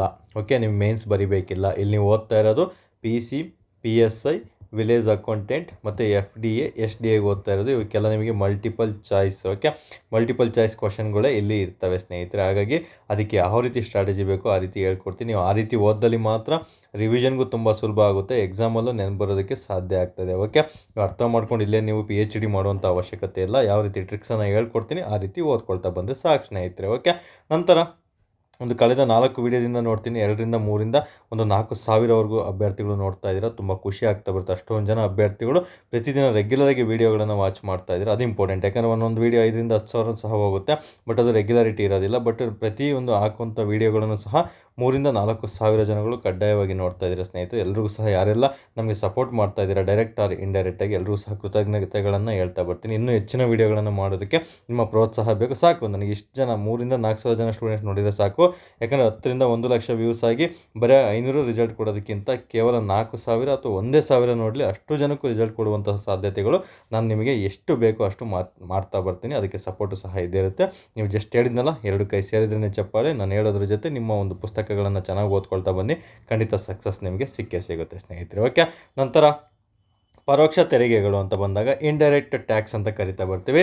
ಇಲ್ಲಿ ಸರಕು ಮತ್ತು ಸೇವೆಗಳ ಮೇಲೆ ವಿಧಿಸುವಂತಹ ತೆರಿಗೆಗಳನ್ನು ನಾವು ಪರೋಕ್ಷ ತೆರಿಗೆಗಳು, ಸರಕು ಸೇವೆ ಅಂತ ಕರಿತೀವಿ ನಾವು, ಗೂಡ್ಸ್ ಆ್ಯಂಡ್ ಸರ್ವಿಸಸ್ ಅಂತ ಏನು ಕರಿತಾ ಬರ್ತೀವಿ, ಅದ್ರ ಮೇಲೆ ವಿಧಿಸುವಂತಹ ತೆರಿಗೆಗಳನ್ನು ನಾವು ಪರೋಕ್ಷ ತೆರಿಗೆಗಳು ಅಂತ ಕರಿತಾ ಬರ್ತೀವಿ ಸ್ನೇಹಿತರೆ. ಅಥವಾ ತೆರಿಗೆಯ ಭಾರವನ್ನು ವರ್ಗಾಯಿಸಲು ಸಾಧ್ಯವಿರುವಂತಹ ತೆರಿಗೆಗಳು. ನೋಡಿ, ಅಲ್ಲಿ ಡೆಫಿನೇಷನ್ ಏನು, ಅಲ್ಲಿ ಸಾಧ್ಯವಿರಲಿಲ್ಲ ಡೈರೆಕ್ಟ್ ಟ್ಯಾಕ್ಸಲ್ಲಿ, ಇಲ್ಲಿ ಸಾಧ್ಯವಿರುವಂತಹ ತೆರಿಗೆಗಳನ್ನು ನಾವು ಪರೋಕ್ಷ ತೆರಿಗೆಗಳು ಅಂದರೆ ಟ್ರಾನ್ಸ್ಫರ್ ಮಾಡೋದಕ್ಕೆ ಸಾಧ್ಯ ಇರ್ತದೆ ಸ್ನೇಹಿತರೆ. ಇಲ್ಲಿ ಕೇವಲ ನಾನು ಒಬ್ಬನೇ ಪೇ ಮಾಡೋದಲ್ಲ, ಬೇರೆಯವರಿಗೂ ಸಹ ಅದನ್ನು ಟ್ರಾನ್ಸ್ಫರ್ ಮಾಡ್ತಾ ಬರ್ಬೋದು. ಅಂಥ ತೆರಿಗೆಗಳಿಗೆ ಪರೋಕ್ಷ ತೆರಿಗೆ ಅಂತ ನಾವು ಕರಿತಾ ಬರ್ತೀವಿ. ನೆನಪಲ್ಲಿ ಇಟ್ಕೊಳ್ಳಿ, ತುಂಬ ಸಿಂಪಲ್. ಓಕೆ, ಅಂಥ ಡೆಫಿನೇಷನ್ ನೀವೇ ಓದ್ಬಿಟ್ಟು ನೀವೇ ಅರ್ಥ ಮಾಡ್ಕೋಬೇಕು ಸ್ನೇಹಿತರೆ. ನಂತರ ಇಲ್ಲಿ ಇತರೆ ಅಂಶಗಳನ್ನು ನೋಡ್ತಾ ಬರೋಣ. ಪರೋಕ್ಷ ತೆರಿಗೆಗೆ ಸಂಬಂಧಪಟ್ಟಂತೆ ಇಂಡೈರೆಕ್ಟ್ ಟ್ಯಾಕ್ಸ್ ಅಂತ ಹೆಂಗೆ ಕರಿತಾ ಬರ್ತೀವಿ. ಇದರಲ್ಲಿ ಪರಿಣಾಮ ಮತ್ತು ಪರಿಣಾಮವು ವಿಭಿನ್ನ ವ್ಯಕ್ತಿಗಳ ಮೇಲೆ ಇರ್ತದೆ ಸ್ನೇಹಿತರೆ. ಹೇಳಿದ್ನಲ್ಲ, ಇಲ್ಲಿ ಯಾವುದೇ ಥರ ಟ್ಯಾಕ್ಸ್ಗಳು ಒಬ್ಬನೇ ಬರ್ಸೋದಕ್ಕಿಂತ ಅದನ್ನು ಬೇರೆಯವರಿಗೂ ಸಹ ವರ್ಗಾವಣೆಯನ್ನು ಮಾಡ್ತಾ ಬರ್ಬೋದು. ತೆರಿಗೆಯನ್ನು ಒಬ್ಬ ವ್ಯಕ್ತಿ ಸರ್ಕಾರಕ್ಕೆ ಪಾವತಿಸುತ್ತಾನೆ, ಆದರೆ ಇನ್ನೊಬ್ಬನು ನಮಗೆ ಅದನ್ನು ಭರಿಸುತ್ತಾನೆ. ಅಂದರೆ ಸಾಮಾನ್ಯವಾಗಿ ಅಂತಿಮ ಗ್ರಾಹಕ ಇದನ್ನು ಭರಿಸ್ತಾ ಬರ್ತಾನೆ ಸ್ನೇಹಿತರೆ. ಓಕೆ, ಈಗ ತೆರಿಗೆ ಶುರುವಾಗಿರುತ್ತೆ, ನನ್ನ ಕಡೆಯಿಂದ ಮಾರಾಟ ಆಗುತ್ತೆ, ಇನ್ನೊಂದು ಕಡೆ ಮಾರಾಟ ಆಗ್ತಾ ಬರುತ್ತೆ. ಅಲ್ಲಿ ಅಂತಿಮವಾಗಿ ಯಾರು ಪೇ ಮಾಡ್ತಾನೆ ಅವನು ಅದಕ್ಕೆ ಜಿ ಎಸ್ ಟಿಯನ್ನು ಪೇ ಮಾಡಿರ್ತಾನೆ. ಅದನ್ನು ನಾವು ಪರೋಕ್ಷ ತೆರಿಗೆ ಅಂತಲೂ ಸಹ ಕರಿತಾ ಬರ್ತೀವಿ. ಜಿ ಎಸ್ ಟಿ ಅನ್ನೋದೊಂದು ಪರೋಕ್ಷ ತೆರಿಗೆಗೆ ಉದಾಹರಣೆ, ಒಂದು ಉತ್ತಮ ಉದಾಹರಣೆ ಅಂತಲೇ ನೀವು ನೆನ್ಪಿಟ್ಕೋಬೇಕಾಗುತ್ತೆ ಸ್ನೇಹಿತರೆ. ಫಾರ್ ಎಕ್ಸಾಂಪಲ್ಲು ಇಲ್ಲೇ ಕೊಟ್ಟಿದ್ದೀನಿ ನೋಡಿ, ಅಂಗಡಿಯವನು ಪಾವತಿಸುವಂತಹ ಜಿ ಎಸ್ ಟಿ, ಆದರೆ ಅಂತಿಮವಾಗಿ ಗ್ರಾಹಕರು ಇದನ್ನು ಭರಿಸುತ್ತಾರೆ. ಈಗ ಫಾರ್ ಎಕ್ಸಾಂಪಲ್ ಯಾವುದೇ ಒಂದು ಅಂಗಡಿಗೆ ಹೋಗ್ತೀರಾ, ಯಾವುದೇ ಒಂದು ಹೋಟೆಲ್ಗೆ ಹೋಗ್ತೀರಾ, ಅಲ್ಲೊಂದು ಬಿಲ್ ಕ್ರಿಯೇಟ್ ಆಗುತ್ತೆ, ಅಲ್ಲಿ ಕೊನೆಗಲ್ಲಿ ಜಿ ಎಸ್ ಟಿನೂ ಸಹ ಇನ್ಕ್ಲೂಡ್ ಮಾಡಿರ್ತಾರೆ. ಯಾವುದೋ ಒಂದು ಶಿಕ್ಷಣ ಸಂಸ್ಥೆಗೆ ಹೋಗ್ತೀರಾ, ಅಲ್ಲಿ ಜಿ ಎಸ್ ಟಿನೂ ಸಹ ಇನ್ಕ್ಲೂಡ್ ಮಾಡಿರ್ತಾನೆ. ಯಾವುದೋ ಒಂದು ಫಿಲಿಮ್ ಥಿಯೇಟ್ರಿಗೆ ಹೋಗ್ತೀರಾ, ಅಲ್ಲೂ ಸಹ ಜಿ ಎಸ್ ಟಿನ ಇನ್ಕ್ಲೂಡ್ ಮಾಡಿ ಕೊಟ್ಟಿರ್ತಾರೆ. ಅದು ಜಿ ಎಸ್ ಟಿ ನಾವೇ ಕಟ್ಟಿರ್ತೀವಲ್ಲ, 100 ರೂಪಾಯಿ ಟಿಕೆಟ್ ಇತ್ತಂದರೆ ಅದಕ್ಕೊಂದು 20 ರೂಪಾಯಿನ ಜಿ ಎಸ್ ಟಿ ಆಗಿ ಟೋಟಲ್ 120 ರೂಪಾಯಿ ಆಗಿದೆ ಅಂತ ಹೇಳ್ಬಿಟ್ಟು ಮಾಲ್ಗಳಲ್ಲೆಲ್ಲ ನಿಮಗೆ ಗೊತ್ತಾಗುತ್ತೆ ಸ್ನೇಹಿತರೆ. ಹಾಗಾಗಿ ಇಲ್ಲಿ ನಾವೇ ಈಗ ಇದನ್ನು ಕಟ್ಟಬೇಕಿರೋದು ಯಾರು, ಆ ಒಂದು ಫಿಲಿಮ್ ಥಿಯೇಟ್ರರೇ 100 ರೂಪಾಯಿನ 120 ರೂಪಾಯಿನ. ಬಟ್ ಅದರಲ್ಲಿ ಟ್ಯಾಕ್ಸ್ ಜಿ ಎಸ್ ಟಿ ಕಟ್ಟಬೇಕಿದ್ರೆ ಫಿಲಿಮ್ ಥಿಯೇಟ್ರರೇ, ಬಟ್ ಆ 20 ರೂಪಾಯಿನ ನಮ್ಮಿಂದನೇ ತೊಗೊಳ್ತಾ ಬರ್ತಾರೆ. ಅದನ್ನೇ ನಾವು ವರ್ಗಾವಣೆ ಅಂತ ಕರಿತಾ ಬರ್ತೀವಿ. ಅದನ್ನೇ ಇಲ್ಲಿ ಕೊಟ್ಟಿರೋದು ಜಿ ಎಸ್ ಟಿ. ಆದರೆ ಅಂತಿಮವಾಗಿ ನಮ್ಮ ಗ್ರಾಹಕ ಅಂದರೆ ನಾವೇ ಆಗಿರ್ತೀವಿ, ನಾವೇ ಭರಿಸುವಂತಹ ಒಂದು ತೆರಿಗೆ ಆಗಿರ್ತಾರೆ ಸ್ನೇಹಿತರೆ. ಬಟ್ ಇದನ್ನು ವರ್ಗಾವಣೆ ಮಾಡ್ತಾ ಬರ್ಬೋದು. ಓಕೆ, ಇಲ್ಲಿ ಯಾವುದೇ ಥರ ಥಿಯೇಟ್ರನ್ನು ಕಟ್ತಾ ಇಲ್ಲ, ಅದು ದುಡ್ಡು ನಮ್ಮ ಬಳಿನೇ ತೊಗೊಂಡು ಅವನವರಿಗೆ ಜಿ ಎಸ್ ಟಿಯನ್ನು ಕಟ್ತಾ ಇದ್ದಾನೆ. ಓಕೆ, ನಂತರ ಇಲ್ಲಿ 2025-26ನೇ ಸಾಲಿನಲ್ಲಿ ಮುಂಗಡ ಪತ್ರದಲ್ಲಿ 18% ಆದಾಯವು ಜಿ ಎಸ್ ಟಿಯಿಂದ ಸಂಗ್ರಹವಾಗಬಹುದೆಂದು ಅಂದಾಜಿಸಲಾಗಿದೆ ಅಂತ ನಮಗೆ ಇತ್ತೀಚಿನ ಒಂದು ಬಜೆಟ್ ಪ್ರಕಾರ 2025-26 ಬಜೆಟ್ ಇತ್ತಲ್ಲ, ಅದು 18% ಆದಾಯವು ಜಿ ಎಸ್ ಟಿಯಿಂದ ಸಂಗ್ರಹವಾಗಿದೆ ಅಂತ ಇಲ್ಲಿ ಮಾಹಿತಿಯನ್ನು ಕೊಟ್ಟಿದ್ದಾರೆ ಬಜೆಟಲ್ಲಿ. ಇದು ಕರೆಂಟ್ ಅಫೇರ್ಸ್ ರಿಲೇಟೆಡ್ ತುಂಬಾ ಇಂಪಾರ್ಟೆಂಟ್ ಆಗಿರ್ತದೆ. ಬಟ್ ಎಕ್ಸಾಮು ನೆಕ್ಸ್ಟ್ ನಿಮಗೆ P C P S village accountant 2026 ಬರೋದ್ರಿಂದ 2026-27ರಲ್ಲಿ ಈ ಒಂದು ಪಾಯಿಂಟನ್ನು ನೀವು ಬಜೆಟ್ ಬಂದ ಮೇಲೆ ನೆನ್ಪಿಟ್ಕೊಳ್ಳೋಕ್ಕೆ ಟ್ರೈ ಮಾಡ್ತಾ ಬರಬೇಕು. ಓಕೆ, ನಾನು ಏನು ಹೇಳಿದ್ದೀನಿ ಅದನ್ನು ಗಮನಿಸ್ಕೊಂಡೆ ನೀವು ನೆನಪಲ್ಲಿ ಇಟ್ಕೊಂಡು ಅದೇ ರೀತಿಯೇ ರಿವಿಷನ್ ಮಾಡ್ಕೊಳ್ತಾ ಬರಬೇಕು ಸ್ನೇಹಿತರೆ. ಓಕೆ, ನಿಮ್ಗೆ ಹಂಗೂ ಕನ್ಫ್ಯೂಷನ್ ಆಯಿತು ಅಂದರೆ ಏನು, ತುಂಬ ಸಿಂಪಲ್. ಪ್ರತ್ಯಕ್ಷ ತೆರಿಗೆ ಅಂದರೆ ನಾವೇ ಕಟ್ಟೋದು, ಪರೋಕ್ಷ ತೆರಿಗೆ ಅಂದರೆ ನಮ್ಮ ಹತ್ರನೇ ಬೇರೆಯವ್ರು ಕಟ್ಟೋದು ಅಂತ ನೆನ್ಪಿಟ್ಕೊಂಡಿದ್ರೆ ಸಾಕಾಗುತ್ತೆ. 1+1 ಅಂತ ಕೋಡ್ ವರ್ಡ್ ನೆನ್ಪಿಟ್ಕೊಳ್ಳಿ, ಅವಾಗ ಈಸಿಯಾಗಿ ನಿಮಗೆ ನೆನಪು ಬರುತ್ತೆ. ಕೆಲವೊಂದಕ್ಕೆ ಕೋಡ್ ವರ್ಡ್ಗಳನ್ನು ನೆನ್ಪಿಟ್ಕೋಬೇಕು ಸ್ನೇಹಿತರೆ. ಓಕೆ, ಇಲ್ಲಿ ನಮಗೆ ಪರೋಕ್ಷ ತೆರಿಗೆಗಳಿಗೆ ಮೇಯ್ನ್ ಉದಾಹರಣೆಗಳನ್ನು ನೋಡ್ತಾ ಬರೋಣ. ಇಲ್ಲಿ ತುಂಬ ಬಾರಿ ಎಕ್ಸಾಮಲ್ಲಿ ರಿಪೀಟ್ ಆಗಿರೋದು ಇವು 4 ಆಗಿರ್ತವೆ. ಒಂದು ಕೇಂದ್ರ ಅಬಕಾರಿ ಸುಂಕಗಳು ಅಂದರೆ ಎಕ್ಸೈಸ್ ಡ್ಯೂಟಿ ಅಂತ ನಾವೇನು ಕರಿತಾ ಬರ್ತೀವಿ. ಈ ಎಕ್ಸೈಸ್ ಡ್ಯೂಟಿ ತುಂಬಾ ಇಂಪಾರ್ಟೆಂಟ್. ಆಂತರಿಕವಾಗಿ ಉತ್ಪಾದನೆ ಆಗುವಂತಹ ಸರಕುಗಳ ಮೇಲೆ ವಿಧಿಸುವಂತಹ ತೆರಿಗೆಗಳನ್ನು ನಾವು ಕೇಂದ್ರ ಅಬಕಾರಿ ಸುಂಕಗಳು ಅಂತ ನಾವು ಕರಿತಾ ಬರ್ತೀವಿ ಸ್ನೇಹಿತರೆ. ನಂತರ ಎರಡನೇದು ಸೀಮಾ ಸುಂಕಗಳು. ಸೀಮಾ ಅಂದರೆ ಗೊತ್ತಾಗಲ್ಲ, ಹಾಗಾಗಿ ಇಲ್ಲಿ ಹೇಳ್ತೀನಿ. ಕಸ್ಟಮ್ಸ್ ಡ್ಯೂಟಿ ಅಂದರೆ ಎಲ್ಲರಿಗೂ ಸಹ ಗೊತ್ತಾಗಿರುತ್ತೆ. ಏನು ನಮಗೆ ಸೀಮಾ ಸುಂಕವು ಆಮದು ಮತ್ತು ರಫ್ತು ಸರಕುಗಳ ಮೇಲೆ ವಿಧಿಸುವಂತಹ ತೆರಿಗೆಗಳು. ಕಸ್ಟಮ್ಸ್ ಡ್ಯೂಟಿ ಅಂದರೆ ನಾವೇನು ಆಮದು ಮಾಡ್ತೀವಿ. ಈಗ ಫಾರ್ ಎಕ್ಸಾಂಪಲ್ ಏರ್ಪೋರ್ಟಿಂದ ನಿಮ್ಮ ಒಂದು ಕಸಿನ್ ಯಾರಾದರೂ ಅಥವಾ ನಿಮ್ಮ ರಿಲೇಷನ್ ಚಿಕ್ಕಪ್ಪನ ದೊಡ್ಡಪ್ಪನ ಬರ್ತಿರ್ತಾರೆ, ಅವರಿಗೆಲ್ಲ ಕಸ್ಟಮ್ಸ್ ಅವರು ಚೆಕ್ ಮಾಡ್ತಾ ಬರ್ತಾರೆ ಸ್ನೇಹಿತರೆ. ಅದನ್ನು ಕಸ್ಟಮ್ಸ್ ಡ್ಯೂಟೀಸ್ ಅಂತ ಕರಿತೀವಿ. ಎಲ್ಲಿ ಆಮದು ಮತ್ತು ರಫ್ತುಗಳಿರ್ತಾವೋ ಅವನ್ನೆಲ್ಲ ನಾವು ಕಸ್ಟಮ್ಸ್ ಡ್ಯೂಟಿಯಲ್ಲಿ ಸೇರಿಸಲಾಗ್ತದೆ. ಇಲ್ಲಿ ಸೀಮಾ ಸುಂಕಗಳು ಅಂತ ಬರ್ತದೆ ಸ್ನೇಹಿತರೆ. ಇವೆಲ್ಲ ದೊಡ್ಡ ಮಟ್ಟದಲ್ಲಿ ಇರುವಂಥದ್ದು ನೆನ್ಪಿಟ್ಕೋಬೇಕು. ನಂತರ ಸೇವಾ ತೆರಿಗೆಗಳು, ಸರ್ವಿಸ್ ಟ್ಯಾಕ್ಸ್ ಅಂತ ಕರಿತಾ ಬರ್ತೀವಿ. ಸರ್ವಿಸ್ ಟ್ಯಾಕ್ಸ್ ಅಂತ ಬಂದಾಗ ಯಾವುದು, ಈಗ ಸರ್ವಿಸ್ ಅಂತ ಬಂದ ತಕ್ಷಣ ನಿಮಗೆ ಈ ಪ್ರಾಥಮಿಕ ವಲಯಗಳು, ದ್ವಿತೀಯ ವಲಯಗಳು ಮತ್ತು ತೃತೀಯ ವಲಯಗಳು ಮತ್ತು ನಮಗೆ ಕೃಷಿ ಅಂತ ಇರ್ಬೋದು, ಇವುಗಳೆಲ್ಲ ಓದಿರ್ತೀರ. ದ್ವಿತೀಯ ವಲಯಗಳಲ್ಲಿ ಕೈಗಾರಿಕೆಗಳೆಲ್ಲ ಬರ್ತವೆ. ತೃತೀಯ ವಲಯಗಳಲ್ಲಿ ನಿಮಗೆ ಬ್ಯಾಂಕಿಂಗ್ ಸೆಕ್ಟರ್ಗಳೆಲ್ಲ ಬರ್ತವೆ, ಸರ್ವಿಸನ್ನು ಕೊಡೋದು, ಶಿಕ್ಷಣ ಆಗಿರ್ಬೋದು, ಇವೆಲ್ಲ ಅಂತ ಓದಿರ್ತೀರ. ಇದೇ ಒಂದು ಎಕನಾಮಿಕ್ಸ್ ಟಾಪಿಕ್ಸಲ್ಲಿ ಮುಂದೆ ತಿಳಿಸ್ಕೊಡ್ತೀನಿ ಅದ್ರ ಬಗ್ಗೆ. ಸೊ ಅದೇ ರೀತಿ ಸರ್ವಿಸ್ ಟ್ಯಾಕ್ಸ್ ಅಂತ ಬಂದಾಗ ಸರ್ವಿಸ್ ಅಂದರೆ ಏನೆಲ್ಲ ಬರ್ತವೆ, ಒಂದು ವ್ಯಾಪಾರ ಆಗಿರ್ಬೋದು, ನಂತರ ಒಂದು ವಾಣಿಜ್ಯ ಆಗಿರ್ಬೋದು, ಮತ್ತು ಸಾರಿಗೆ ಸಂಪರ್ಕ ಆಗಿರ್ಬೋದು, ನಂತರ ಪ್ರವಾಸೋದ್ಯಮ ಅಂತೆಲ್ಲ ಬರ್ತವೆ. ಸೊ ಇನ್ನು ಇತರೆ ಬೇರೆ ಬೇರೆ ನಮಗೆ ಬ್ಯಾಂಕಿಂಗ್ ಸೆಕ್ಟರ್ಗಳಾಗಿರ್ಬೋದು, ಅವನ್ನೆಲ್ಲ ನಾವು ಸೇವಾ ತೆರಿಗೆಗಳು ಅಂತ ಕರಿತಾ ಬರ್ತೀವಿ. ಇದ್ರ ಮೇಲೆ ವಿಧಿಸುವಂಥ ತೆರಿಗೆಯನ್ನು ನಾವು ಸೇವಾ ತೆರಿಗೆ ಅಂತ ಕರಿತೀವಿ. ಇದು ಪರೋಕ್ಷ ತೆರಿಗೆಗೆ ಉದಾಹರಣೆ ಆಗಿದೆ ಅನ್ನೋದನ್ನ ನೆನಪಲ್ಲಿ ಇಟ್ಕೊಂಡಿರಬೇಕು ಸ್ನೇಹಿತರೆ. ತುಂಬಾ ಇಂಪಾರ್ಟೆಂಟ್ ಆಗಿರ್ಬೋದು. ಇಲ್ಲಿ ಹಲವಾರು ಸೇವಾ ತೆರಿಗೆಗಳನ್ನು ನಮಗೆ ಬರ್ತಾ ಮತ್ತು ಈ ಸೇವಾ ತೆರಿಗೆಗಳು ಮುಂದೆ ಹೋಗ್ತಾ ಸರಕು ಮತ್ತು ಸೇವಾ ತೆರಿಗೆ ಮಾಡಬೇಕಂತ ಹೇಳ್ಬಿಟ್ಟು 2017 ಮತ್ತು ಜುಲೈ 1ರಂದು ತುಂಬಾ ಇಂಪಾರ್ಟೆಂಟು. 2017 ಜುಲೈ 1ರಂದು ಏನು ಜಿ ಎಸ್ ಟಿ ಜಾರಿಗೆ ಬಂತು, ಈ ಸೇವಾ ತೆರಿಗೆಗಳನ್ನು ಅದಕ್ಕೆ ಆಡಪ್ ಮಾಡಲಾಯಿತು. ಆವಾಗ ಆಗಿದ್ದೆ ಸರಕು ಮತ್ತು ಸೇವಾ ತೆರಿಗೆಗಳು, ಗೂಡ್ಸ್ ಆ್ಯಂಡ್ ಸರ್ವಿಸಸ್ ಟ್ಯಾಕ್ಸಸ್. ಅದನ್ನು ಜಿ ಎಸ್ ಟಿ ಅಂತ ನಾವು ಕರಿತಾ ಬರ್ತೀವಿ ಸ್ನೇಹಿತರೆ. 2017 ಜುಲೈ 1ರಂದು ಜಿ ಎಸ್ ಟಿಯನ್ನು ಜಾರಿಗೆ ತರಲಾಯಿತು. ತುಂಬಾ ಇಂಪಾರ್ಟೆಂಟು. ನಿಮ್ಗೆ ಆಲ್ರೆಡಿ ಹೇಳಿದ ಹಾಗೆ 18% ಪರ್ಸೆಂಟ್ ಇತ್ತೀಚೆಗೆ GST ಇಂದ ನಮಗೆ ಸರ್ಕಾರಕ್ಕೆ, ಕೇಂದ್ರ ಸರ್ಕಾರಕ್ಕೆ ಒಂದು ಮುಂಗಡ ಪತ್ರದಲ್ಲಿ ಹಣ ಎಷ್ಟು ಸಂಗ್ರಹವಾಗಿದೆ ಅಂತ ಹೇಳ್ಬಿಟ್ಟು ತಿಳಿಸ್ಕೊಟ್ಟಿದ್ದಾರೆ ಸ್ನೇಹಿತರೆ. ಈ GST ಅಂತ ಬಂದ ತಕ್ಷಣ ಹಲವಾರು ವಿಧಗಳಿದೆ, ಹಲವಾರು ನಾನಾ ರೀತಿ ಓದ್ಕೋಬೇಕಾಗುತ್ತೆ. ಸೊ ಹಾಗಾಗಿ GSTಗೆ ಒಂದು ದಿನ ಕ್ಲಾಸನ್ನು ಸಪ್ರೇಟ್ ಸ್ಪೆಷಲ್ ಟಾಪಿಕಲ್ಲಿ ನಾನು ನಿಮಗೆ ತಿಳಿಸ್ಕೊಡ್ತಾ ಬರ್ತೀನಿ, ಅಥವಾ ಟೆಲಿಗ್ರಾಮ್ ಗ್ರೂಪಲ್ಲಿ GST ಬಗ್ಗೆ ಕಂಪ್ಲೀಟ್ ಮಾಹಿತಿಯನ್ನು ತಿಳಿಸ್ಕೊಡ್ತಾ ಬರ್ತೀನಿ. ಗೂಡ್ಸ್ ಆ್ಯಂಡ್ ಸರ್ವಿಸಸ್ ಟ್ಯಾಕ್ಸ್ ಇದು ನಮಗೆ ಇಂಡೈರೆಕ್ಟ್ ಟ್ಯಾಕ್ಸ್, ಪರೋಕ್ಷ ತೆರಿಗೆಗೆ ಒಂದು ಉದಾಹರಣೆ ಆಗಿರುವಂತಹ ಒಂದು ಟ್ಯಾಕ್ಸ್ ಆಗಿರ್ತದೆ.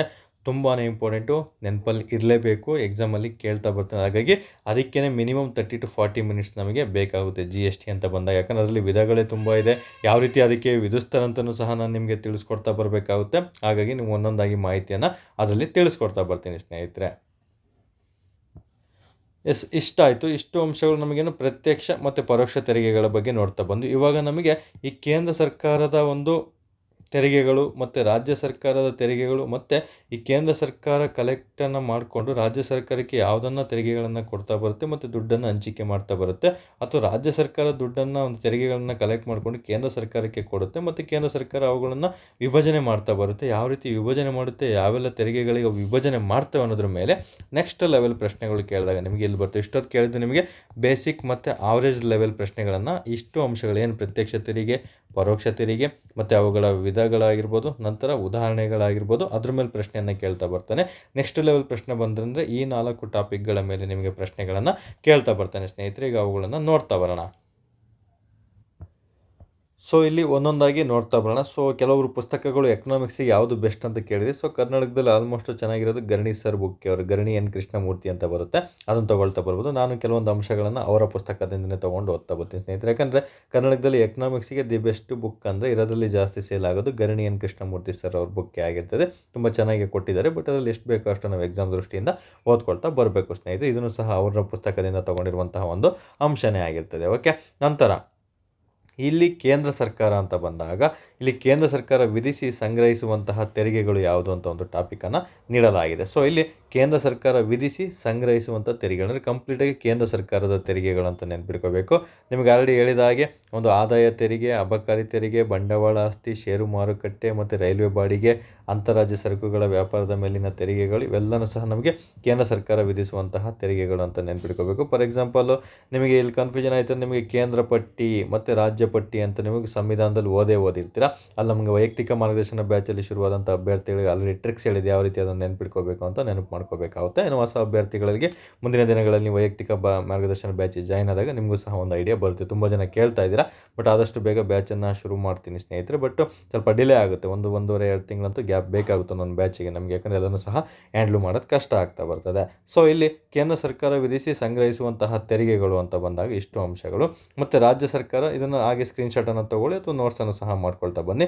ಇಲ್ಲಿ ರಾಜ್ಯ ಸರ್ಕಾರ ವಿಧಿಸಿ ಸಂಗ್ರಹಿಸುವಂತಹ ತೆರಿಗೆಗಳಾಗಿರ್ಬೋದು, ಇವುಗಳನ್ನ ಓದ್ಕೊಳ್ತಾ ಬರಬೇಕಾಗುತ್ತೆ. ಇಷ್ಟು ಅಂಶಗಳನ್ನ ಮತ್ತೆ ನಿಮಗೆ ಪದೇ ಪದೇ ಹೇಳೋದಿಲ್ಲ, ಜಸ್ಟ್ ಸ್ಕ್ರೀನ್ಶಾಟನ್ನು ತೊಗೊಳ್ಳಿ. ಇಲ್ಲಿ ಮನೋರಂಜನೆ ಯಾವ ಒಂದು ಪಟ್ಟಿಲಿದೆ ಅಂತ ಕೇಳ್ತಾನೆ, ನಮಗೆ ಒಂದು ಸ್ಟೇಟ್ ಪಟ್ಟಿಲಿ ಇರುತ್ತೆ, ರಾಜ್ಯ ಪಟ್ಟಿಲಿ. ಸೊ ಈ ರೀತಿಯೂ ಕೇಳ್ತಾ ಬರ್ತಾನೆ. ವಿದ್ಯುತ್ ಆಗಿರ್ಬೋದು, ಕೃಷಿ ಆಗಿರ್ಬೋದು, ಮತ್ತು ಭೂ ಕಂದಾಯ ಆಗಿರ್ಬೋದು, ಮತ್ತು ಸುಂಕ ಆಗಿರ್ಬೋದು, ಟೋಲ್ ಕಂದಾಯ, ತಲೆ ಕಂದಾಯ, ಇವೆಲ್ಲನೂ ಸಹ ನೆನ್ಪಿಟ್ಕೋಬೇಕು. ರಾಜ್ಯ ಸರ್ಕಾರ ವಿಧಿಸಿ ಸಂಗ್ರಹಿಸುವಂತಹ ತೆರಿಗೆಗಳಿಗೆ ಉದಾಹರಣೆ. ಇಷ್ಟೂ ಸಹ ನಿಮಗೆ ಕನ್ಫ್ಯೂಷನ್ ಆಯ್ತು ಅಂದರೆ ತಲೆ ಕೆಡಿಸ್ಕೋಬೇಡಿ, ಮೇಲೆ ಏನು ಹೇಳಿದ್ದೆ ಪ್ರತ್ಯಕ್ಷ ಮತ್ತು ಪರೋಕ್ಷ ತೆರಿಗೆ ಅಷ್ಟೇ ಓದ್ಕೊಳ್ತಾ ಬನ್ನಿ. ಇವೆರಡನ್ನೂ ಸಹ ನೆನ್ಪಿಟ್ಕೊಳ್ಳೋ ಸ್ವಲ್ಪ ಕಷ್ಟ ಆದರೆ, ಬಟ್ ನಿಮಗೆ ಕೇಂದ್ರ ಪಟ್ಟಿ ಮತ್ತು ರಾಜ್ಯ ಪಟ್ಟಿ ಅಂತ ಬಂದ ಸಂವಿಧಾನದಲ್ಲಿ ಬರುವಂಥ ಅಂಶಗಳನ್ನು ಓದ್ಕೊಳ್ತಾ ಬರಬೇಕು. ಎಕ್ಸಾಮಲ್ಲಿ ಕೇಳ್ತಾನೆ, ಈ ಕೆಳಗಿನವುಗಳಲ್ಲಿ ಯಾವುದು ರಾಜ್ಯ ಪಟ್ಟಿಗೆ ಉದಾಹರಣೆ ಅಲ್ಲ, ಕೇಂದ್ರ ಪಟ್ಟಿಗೆ ಉದಾಹರಣೆ ಆಗಿದೆ, ಈ ರೀತಿ ಕೇಳ್ತಾ ಬರ್ತಾನೆ. ಹಾಗಾಗಿ ನೆನ್ಪಿಟ್ಕೋಬೇಕು.